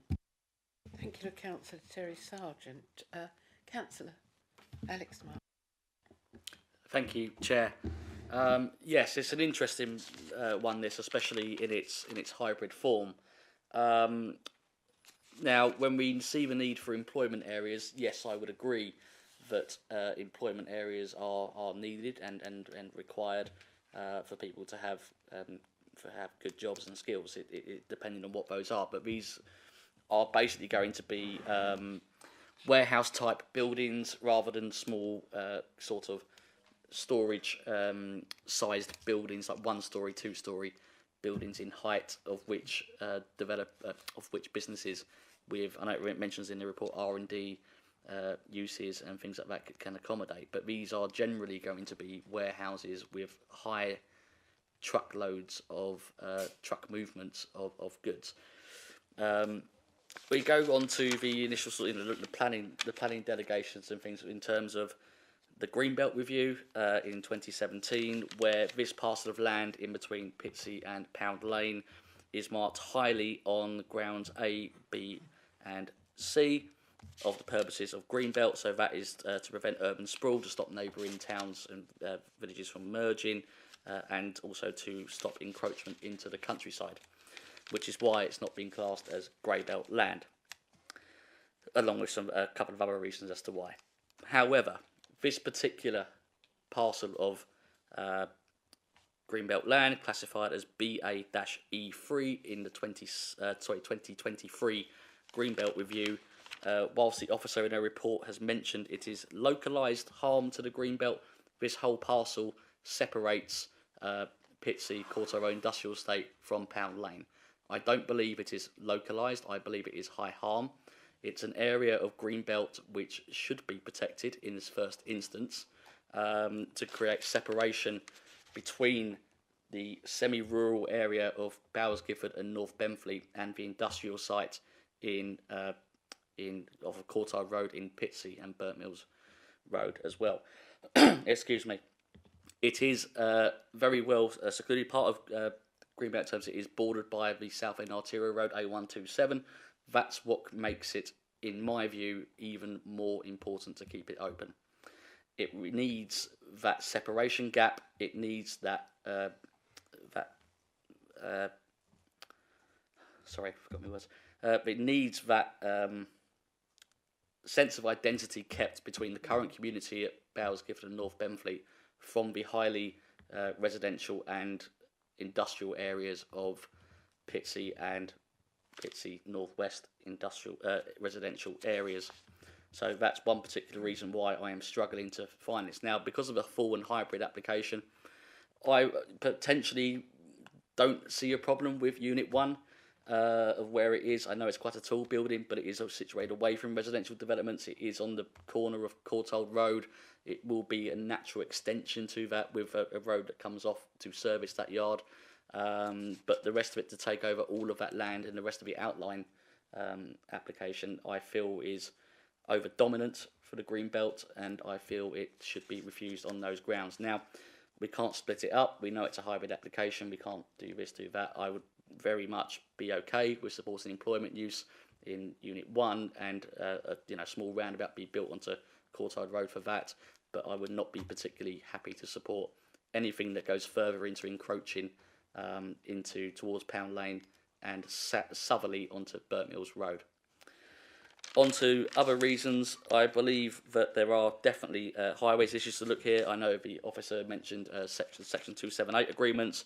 Now, of course, if this recommendation is passed, then those are obviously articles of which the developer is already more than likely having discussions with, but I'm sure that there will be plenty of county members who will be looking to see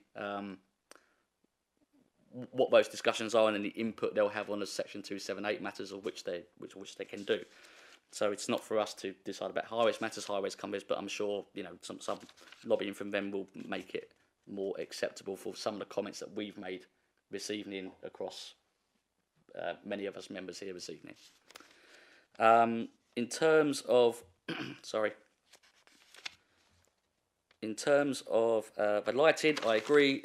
The condition for a lighting study obviously has to be very in-depth and done, especially for the units that are proposed south towards Burnt Mills Road. I work in Shopgate, where there are conditions along Hodgson's Way. There's a large industrial Wickford Business Park is there, where the larger industrial units are set at the back, which can have floodlight development, but the ones at the front can only have automatic security lights that come on. So basically, they're not on all night, and things. So I think it'd be very interesting to see what that comes forward with, because I think it is a concern if these buildings, which are 2, 3, 4 stories, are lit up like Belisha beacons and shining all evening. Could be a particular issue. So those are some of the reasons, some concerns I have, but I am particularly, I believe, quite clear that a genuine reason for refusal on this application on greenbelt purposes, I mean, even noted in the report, is a very significant negative factor in the report, and even on the planning balance we saw during the presentation, there were more negatives to this scheme than there were positives. So whilst the employment use and the creation of jobs is very welcome, I believe that in planning law and in planning policy, there is an overriding factor here that we protect the areas that separate already established communities from being completely merged together, and not just by residential amenity. So they're going to maybe build 100 houses. So there's going to be maybe a shop being built, things like that. These are industrial warehouses with heavy-duty lorries going down roads, some with tonnage limits which drivers ignore, and things. So we all know what's going to happen. But in terms of the planning policy and things like that, I think it should be refused on those 3 grounds I've found so far. Thank you. Thank you, Councillor Alex. Thank you, Chair. Yeah, I'm glad that we're in agreement that this is an excellent application that will bring a lot of economic benefit to the borough. It certainly will do that. Where I do actually disagree with you on is the location, because I'm sat here with my laptop up looking at a map of Basildon now on Google Maps. Other maps are available, and what I can see here is a long industrial spine, really, running from Pips Hill right across to Burnt Mills, which is where the vast majority of our sort of industrial sites in the borough are. And this application site is right next to that, really extending the line that runs right across sort of just below the A127. And so if we pick this application up and plonked it somewhere else at a completely random place somewhere else in the borough, it would look really out of place. Whereas where the application currently looks, it's extending the sort of spine that we've got, and so that to me makes completely logical sense. And so yeah, I do disagree with you on that, and I think that this is the right application in the right location. Thank you, Alex. So, Councillor Mike Baker. Thank you, Chair. Yeah, I'd just like to make some summarising comments, if I may, as well. Again, firstly, going back to some of the points that were made by the members of the public who spoke, just a few points to clarify and make clear. Firstly, the council is not proposing this plan. A private developer is proposing this plan. I think somebody touched upon that point. Secondly, I think again it was Christine Barlow that spoke about commuting and so on. This site, I think one interpretation you could put on it is that it does actually potentially reduce commuting distances, because there is a substantial amount of residential development in the Pitsea Northwest and Pitsea Southeast area, which is within active travelling distance of this site. In other words, people could walk, cycle or wheel there if they chose. It's that close. So I think there is another side to that. But on an overarching basis, I think it's very important the public understand we have to judge these applications on their planning benefits and on their planning merits. We can't judge them based upon, for example, anecdotal comments about empty warehouses elsewhere in the borough. And we have to take in the expert input as members of the planning committee on things like the highways comments, air quality and so on. So we are obliged by the process to take those expert views into account. So overall my position on this is I'm fully aligned with the planning officer's assessment of the planning balance. So I will be supporting this development. Thank you. Thank you, Councillor Baker. Is there anybody else that'd like to speak? No? I'd just like to say certain things for it, certain things against. The employment I like because we need it in the borough. And also we're looking at the waste centres now. We don't want them on there. The lighting and certain conditions on the highways. So I'm going to support this evening. I have listened to everybody, but on planning alone, I'm supporting this. Thank you. So we'll go straight into the application now. That is planning application 24005074. Use of site for 3 travelling. Oh, sorry, I've got the wrong one. Sorry. Thank you. Right. The planning application number 240020 out be granted planning permission subject to no calling powers being exercised by the Secretary of State, the completion of a 106 agreement to secure the planning obligations and contributions set out in section 518 of this report, and subject to the conditions set out in section 8.00 of this report, with any amendments that might be necessary up to the issues of the decision notice. Can I say all those in favour, please show. Any abstentions? Against? It's been granted, thank you. I'm going to go straight into a comfort break for everyone. Anybody that wishes to leave might, but it's 9:15, so we've been going for quite a while. So we'll have a comfort break for 10 minutes, okay? Thank you.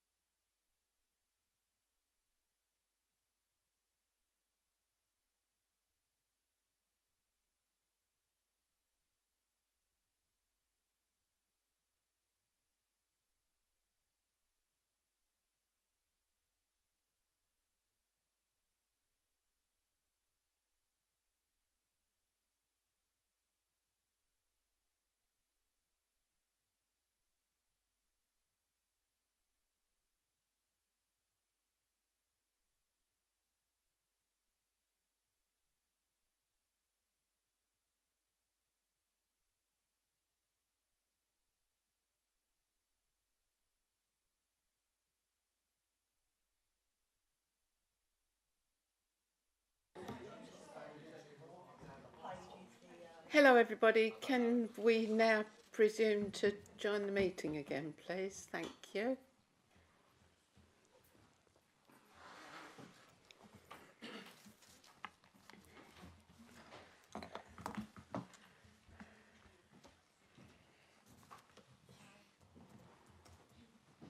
Item 5, application number 24005074, use of site for 3 travelling show people plots with associated access, supporting infrastructure and other associate works at land east of Burnt Mills Road, North Benfleet. Can I pass this over to you, Thomas? Thank you.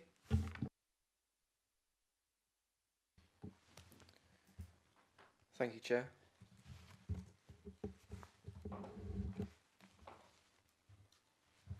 So the application site relates to an area of land approximately 2.51 hectares and forms part of a wider development at the site for commercial floor space.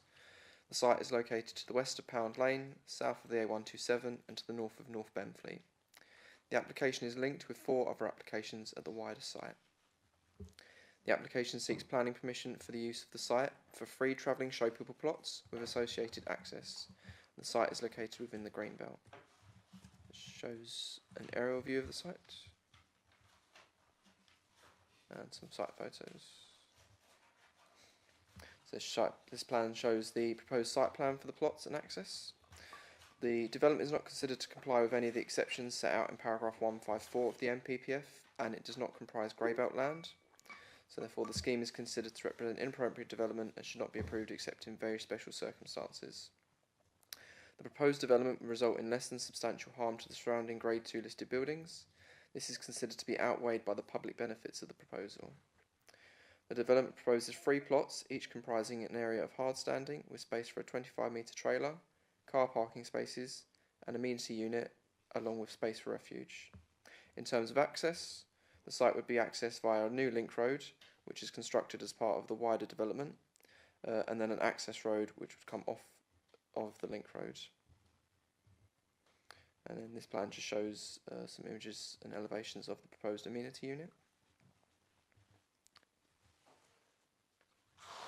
And then this slide sets out the key issues for the application.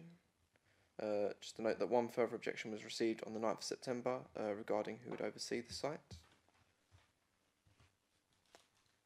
And then this sets out the section 106 package. So the top one is the non-monetary to do with biodiversity net gain, and then the monetary ones to do with RAMS payments and monitoring fees. And so significant weight is given to meeting an identified need within the borough for travelling show people plots. Currently this would provide 3 and the current the supply is for 13 plots. The ecology benefits are given moderate weight in favour of the proposal, and the arboricultural benefits are afforded limited weight in favour of the proposal. In the opinion of officers, the harms identified are clearly outweighed by other considerations, so that very special circumstances exist. Having regard to the overall balance regarding the factors set out in the report, Greenbelt, heritage and flood risk policies do not provide a strong reason for refusing the development. In conclusion, the application is recommended to members for approval, subject to the conditions identified at the end of the officer report, and these are on pages 211 to 222, and the planning obligations set out in section 6.16 of the report. Thank you.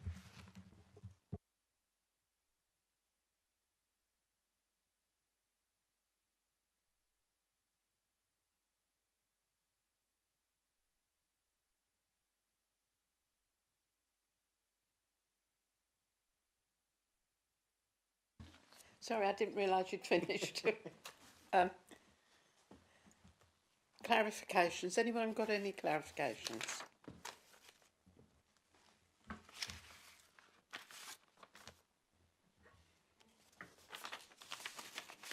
No questions? Anybody?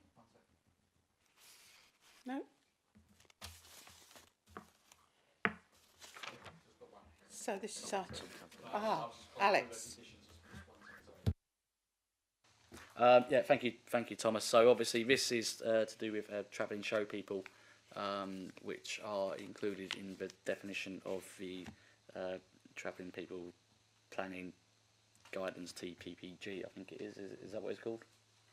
Something like that.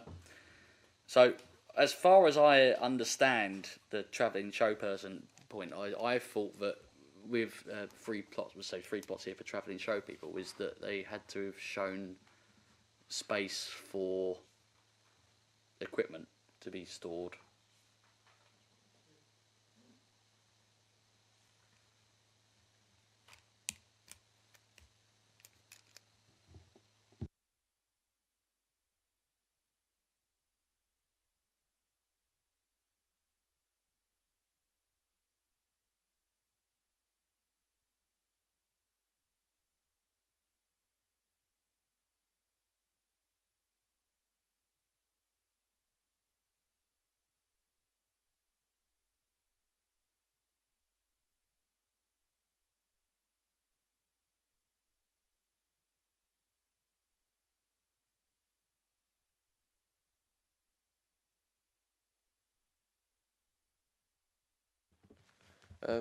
So the site plan is showing an area for their trailer, which is in each of the 3 plots, and then I suppose it's not as clear on the slide as possible, but there's an area in each plot for amenity units, and then there's an area of hard standing as well, and then a separate space for car parking spaces, but not the equipment.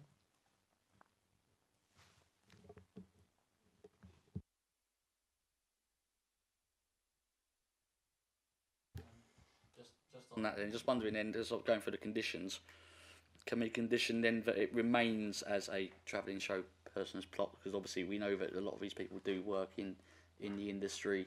There's currently a circus over in mine and Terry's ward actually, which has gone down at the right troop, a very good success by Stevenson's Farm. Just wondering whether we can condition the perpetual use of these 4 travelling show people only. So I was just going through them and I can't see. Obviously, we have a pre-commencement land contamination, off-site flooding, etc. Some biodiversity net gain, unloading and loading facilities. Just wondered if we could add that.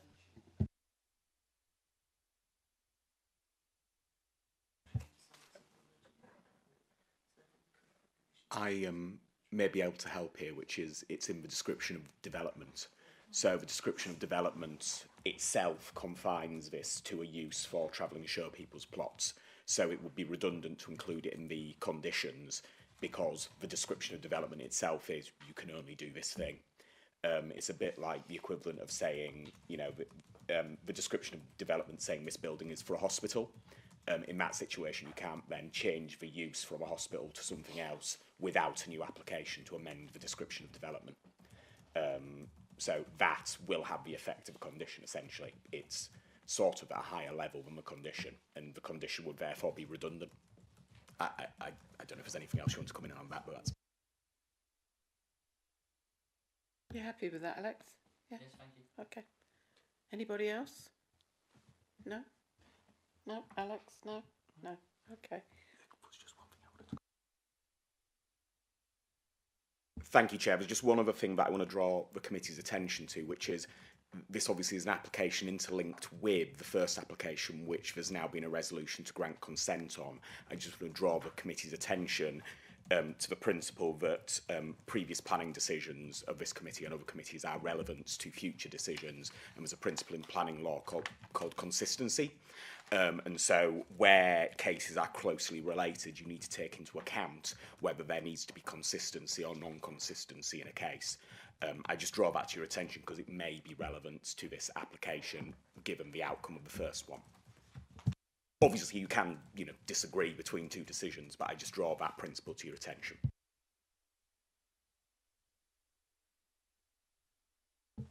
Everyone happy? I'll go straight, if there's no questions, no clarifications, I'll go straight into the people that would wish to speak on this application tonight. So can I call Claire Cushing, please?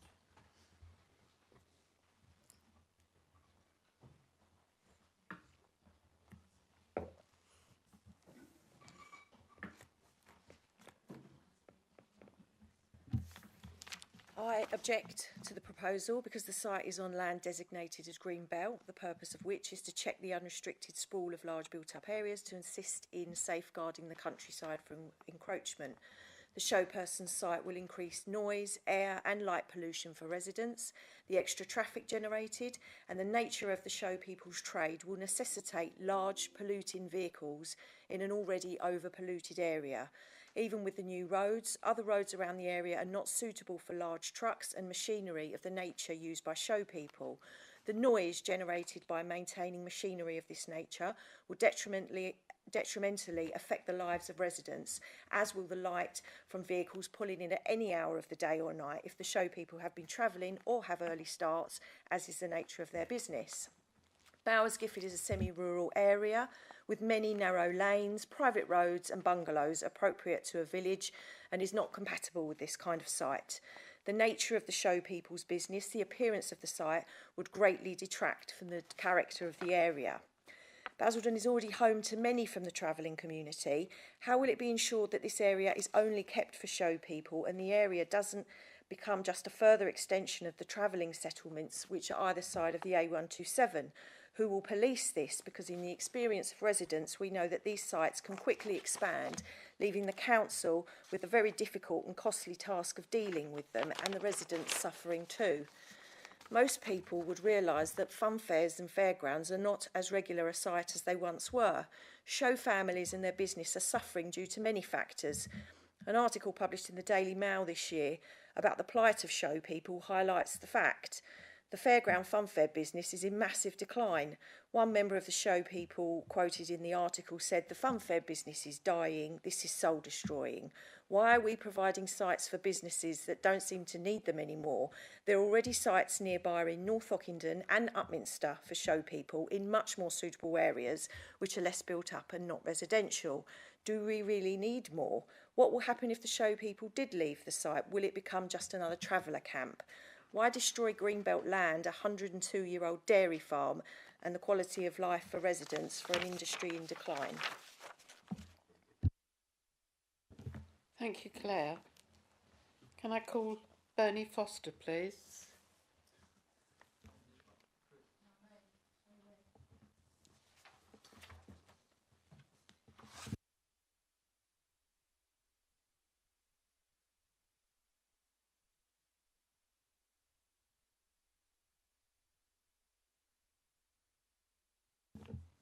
Sorry, Christine, I had that down as Bernie Foster next, but yeah, no, it's okay. Yeah, fine.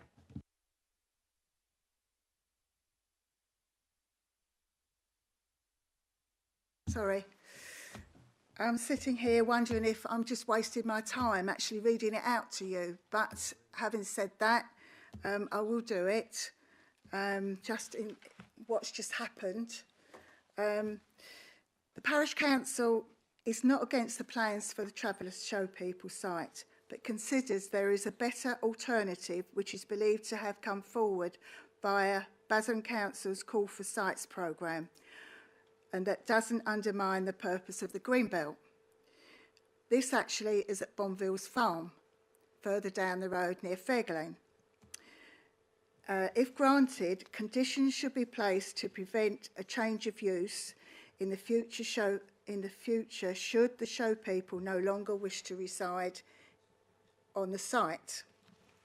Following the withdrawal of the previous emerging local plan in March 2022, the current local plan is still at the consultation stage, at the risk of repeating myself, and therefore the proposals within the planning application are considered to be inappropriate development in the Greenbelt within the parish of Bowes Gifford and North Benthread.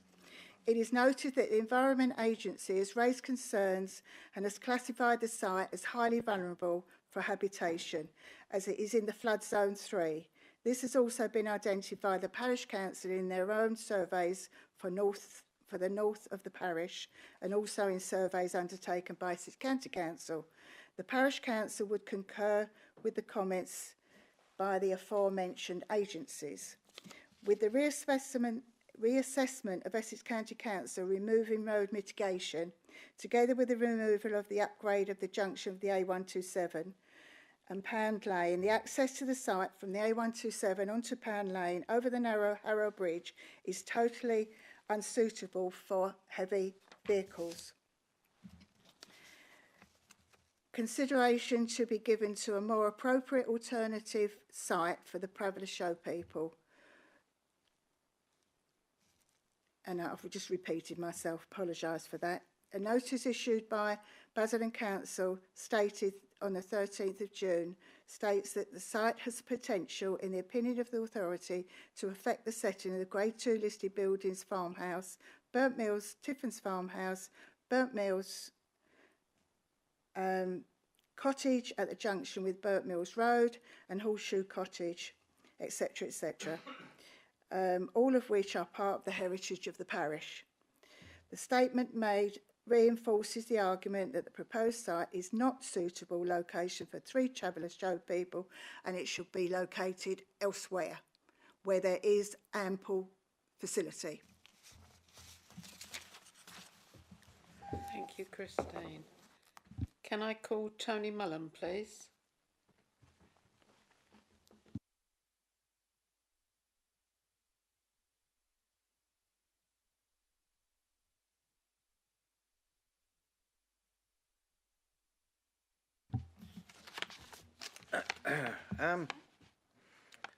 The application for the showperson sites to store and maintain their equipment. My question is, who will oversee these sites and police them? Have these sites not got an environmental impact? If their equipment is maintained, would this include servicing of vehicles and generators? Would this entail changing engine oil and filters in vehicles and generators? Where would the waste be put? Will these sites not end up as traveller sites with static caravans? Thank you, Tony. Can I call Holly Howe, please?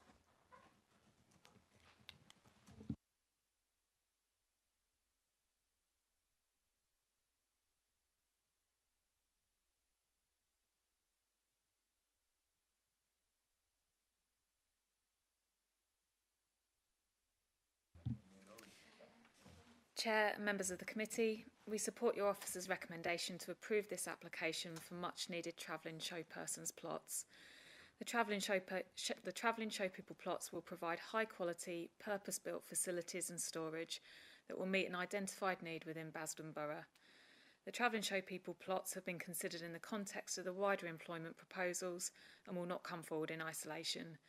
This relationship is confirmed through the Section 106 heads of terms. The scheme provides certain important benefits, including meeting the need within Basildon for travelling show people plots. Thank you for your time. Thank you, Holly.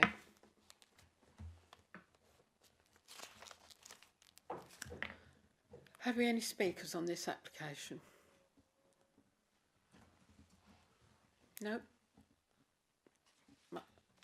Mike? Yeah, I'd just like to kind of reiterate a point I made earlier on, which is that as members of the planning committee, we have to consider the applications in front of us on their planning merits, and we can't judge them, for example, on things like, is there a better alternative site for the same thing available elsewhere in the borough? Thank you, Chair. Thank you, Councillor Baker. Councillor Mike Myers, blimey, I've got faith. Hello. How are you doing? It's either Austin Powers or Halloween. Which one? I don't know. It's up to you. Thank you, Chair. I mean, obviously, there is where we see this site on the eastern boundary as well. You know, as an unbuilt greenbelt location. Now we know that the full and hybrid application has just been passed. I still had the reservations. I thought the full element of that previous application was merited, but had issued basically you can't split them, so it had to be a reason for refusal, and the outline clearly showed that. Obviously the reasoning here is showing that the travelling show people site is needed. I don't generally disagree with. I do take on board the comments that were just made by the member of the public that perhaps a call for sites for location elsewhere was found. But again, you know, we are seeing what is in front of us this evening to look at. Now, I don't quite understand why these are two separate applications. I can understand the others for listed building consent, which are going to be coming up after this for Bradfield Farm in the area which the developer owns. I don't quite get it, because obviously if a hybrid and outline was going to be, or say was approved, then why have these two separately? I don't quite get it. But I mean, it's a very, very difficult one now because of the hybrid full and outline has been approved. Now all being linked together. I still think that there is an issue here with perhaps the location to some of the heritage assets on that eastern boundary, especially sort of Harrow Road. And I think yeah, it's a very, very strange one at the moment. I haven't yet made my mind up, but I do find it strange that these are two separate applications for something that, you know, could have been done as a single point. I don't know what their reasoning is. I mean, you know, I couldn't go into any conjecture or anything about that, but yes, I'm reserving judgment for the moment, Chair. Thank you. Anybody else? Terry. Thank you, Chairman. I just Bowers Gifford and North Benfleet have got a neighbourhood development order that's in development, and I know it's coming up. Is it coming up to Regulation 14 or something? I know it's at the early stages, but was any consideration paid to that development order?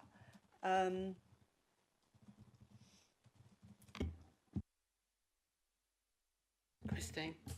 It's a neighbourhood development order. It's not a neighbourhood plan, and that is to the south of this site. Doesn't include this site, and it's such an early stage as well. So there's no consideration needed at that time to determine this application based on that. You okay? Yes. Okay. Anybody else? No. Well, we'll go straight into the vote then, please. Have you made your mind up, Alec? Yeah. Okay. All those in favour, please show. Oh, you need to read the recommendation. Oh, sorry, I've got to give you the recommendation. I thought I'd given it to you before. The planning application number 24005074 be granted planning permission subject to the completion of a 106 agreement to secure the planning obligation set out at section 6.16 of this report and subject to the condition set out in section 80 of this report, with any amendments that might be necessary up to the issue of the decision notice. All those in favour, please show.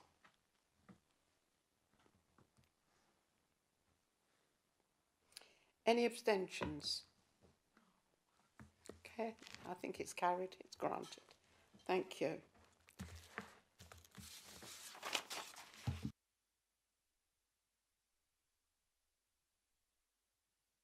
Now go into item 6, which is planning application number 2434 demolition repair works, construction of a new building, change of use from agriculture classes EA, EB, EG 1, 2 and 3 and F2B, and provision of related infrastructure including boundary treatments, landscaping, car and cycle parking, upgrade vehicular and pedestrian access, servicing and other associated works at Bradfield Farm, Burnt Mills Road, North Benfleet, Basildon, Essex, and listed building consent application number 2401244 LB Basildon demolition repair works, construction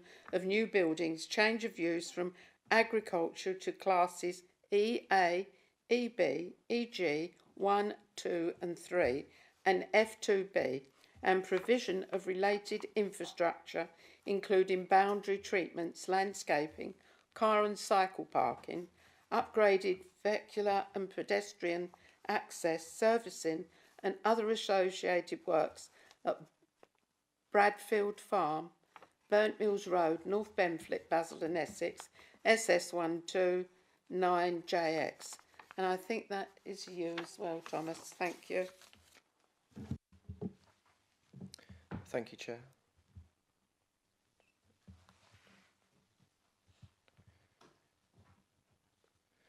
So the application site relates to an area of land approximately 0.9 hectares. The site is located on the northern side of Burnt Mills Road and to the south-east of other buildings associated with Bradfield Farm. To the south-east of the buildings is Bradfield's farmhouse, and these applications are linked with 3 other applications for the wider site. The applications seek planning permission and listed building consent for demolition, repair works and construction of new buildings and changes of use at the site. The site is located in the Greenbelt. So this just shows an aerial view and then some site photos of the site.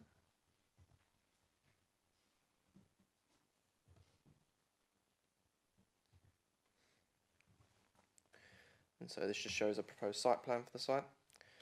Part of the proposed development would comply with some of the Greenbelt exceptions set out in paragraph 154 of the MPPF, detailed in the officer report. However, 3 of the proposed new buildings would not comply with any of the exceptions. The site is considered to constitute Greybelt, however it would not comply with the other relevant parts of paragraph 155 of the MPPF. Therefore, part of the scheme is considered to represent inappropriate development and should not be approved except in very special circumstances. The development would result in a low level of less than substantial harm to Bradfield's farmhouse. However, this is concluded by officers to be outweighed by the public benefits of the scheme in the form of a new cafe, retail and community workshop to support the retention of the existing dairy business.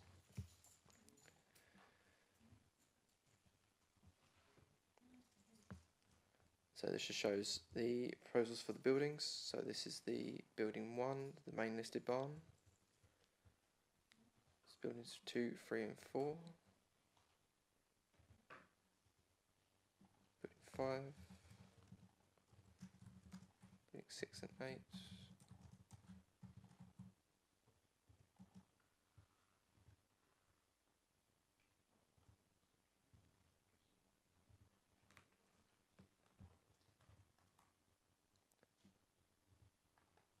And that's the proposed cafe. And so all the proposed changes to the buildings are set out in detail in the table at section 6.1.10 of the officer report. This slide sets out the key issues for the application, that being development of the site in the Greenbelt, along with other key considerations.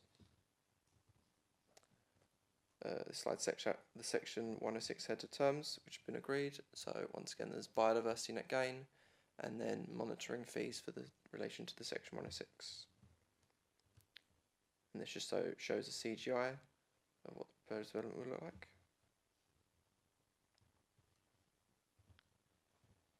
And so moderate weight is given to the long-term future and viability of the farmyard, the repair, restoration and conversion of some of the historic buildings and ecology benefits. Limited weight is given to an improvement to the openness of the Greenbelt for the removal of a large agricultural building, which is detailed as Building 11.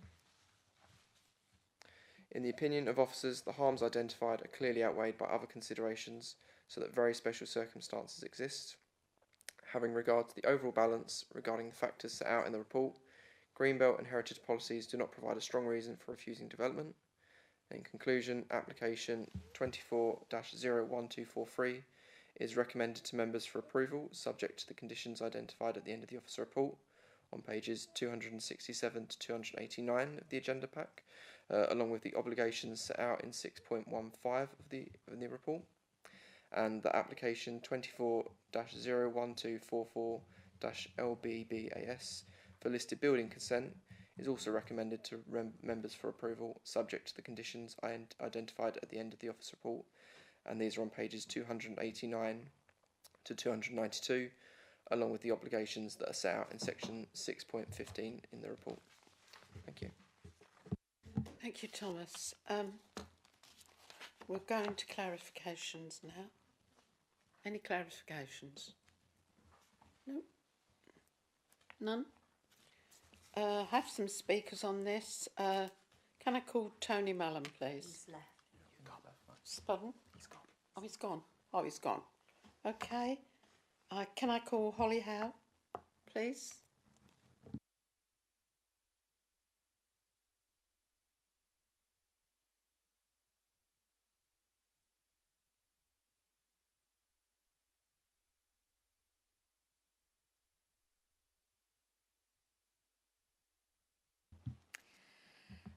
We support your officer's recommendation to approve this application for sensitive enhancements to the historic Bradfield Farmyard, which is associated with the Grade 2 listed Bradfield Farmhouse. The proposals will open the existing farmyard to public uses whilst retaining the historic function and character of the farmyard complex through careful preservation. Existing historic farm buildings will be renovated and repurposed to accommodate a range of potential uses, including craft manufacturing activities or offices, as well as a cafe and farm shop, which will be operated by the site owners. An existing traditional orchard associated with the farmyard will be restored. The scheme provides several public benefits, including ensuring the long-term future and viability of the farmyard, notable heritage benefits such as the repair and conservation of the historic curtilage buildings to enhance their significance. Several modern buildings have been added over the past number of decades, which obscure the historic layout of the farmyard will be removed. The historic form of the farmyard, the traditional orchard and medieval moat will be improved as part of the proposed development.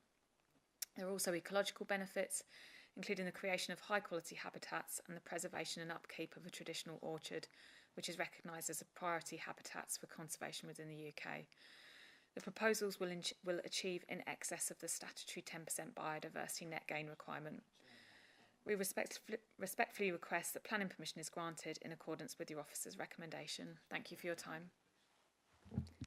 Thank you, Holly. Back to the panel now. Anybody got any questions? No? Okay. That planning application number 2401-2434 be granted planning permission subject to the completion of a 106 agreement to secure the obligations set out in section 6.15 of this report and subject to the conditions set out at section 8.0 of this report, with any amendments that might be necessary up to the issues of the decision notice, and that listed building consent application number 2401244L BBAS be granted listed building consent subject to the completion of the 106 agreement to secure the obligation set out in section 6.15 of this report and subject to conditions set out in section 8.0 of this report, with any amendments that might be necessary up to the issue of the decision notice. All those in favour, please show. Any abstentions? This application is granted. Thank you. We will go on to item 7 now, which is listed building consent application number 2400902 LBBAS, repair and conservation works to existing building Bradfield's farmhouse, including works to the roof, windows, cladding and rainwater goods, and installation of French drain at Bradfield's Farm, Burnt Mills Road, North Benfleet, Basildon, Essex, SS12 9JX. Can I pass this to you, Thomas, please? Thank you, Chair.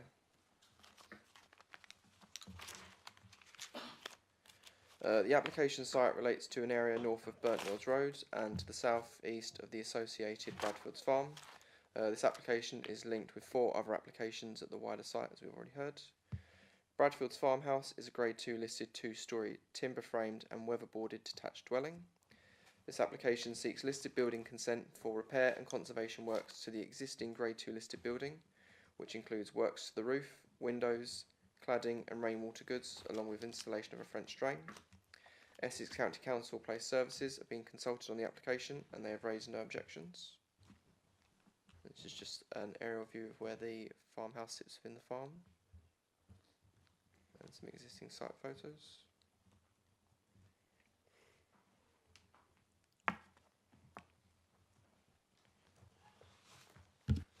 And then section 1.6, which is related to monitoring fees in association with the other applications.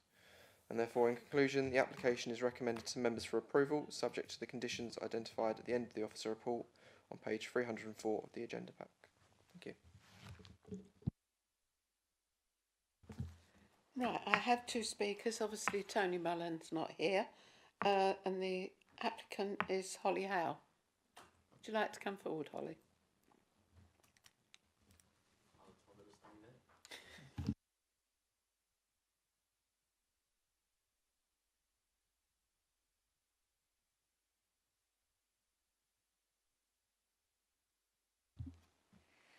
We support your officer's recommendation to approve this application relating to the repair and conservation works to the historic Grade 2 listed Bradfield Farmhouse.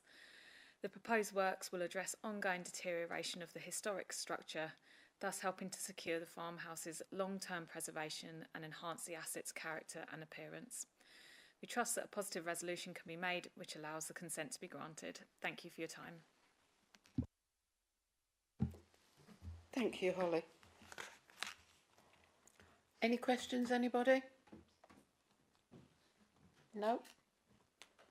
So we can go straight into the recommendation, which is that application number 2400902 2LBS be granted listed building consent subject to the completion of a 106 agreement to secure the planning obligation as set out in section 6.3 of this report and subject to the conditions set out in section 9.0 of this report, with any amendments that might be necessary up to the issue of the decision notice. All those in favour, please show. Any abstentions? It's granted, thank you. Good night, everyone, and thank you. Thank you to my legal, and thank you to the officers who've done a sterling job. Thank you. Safe journey home.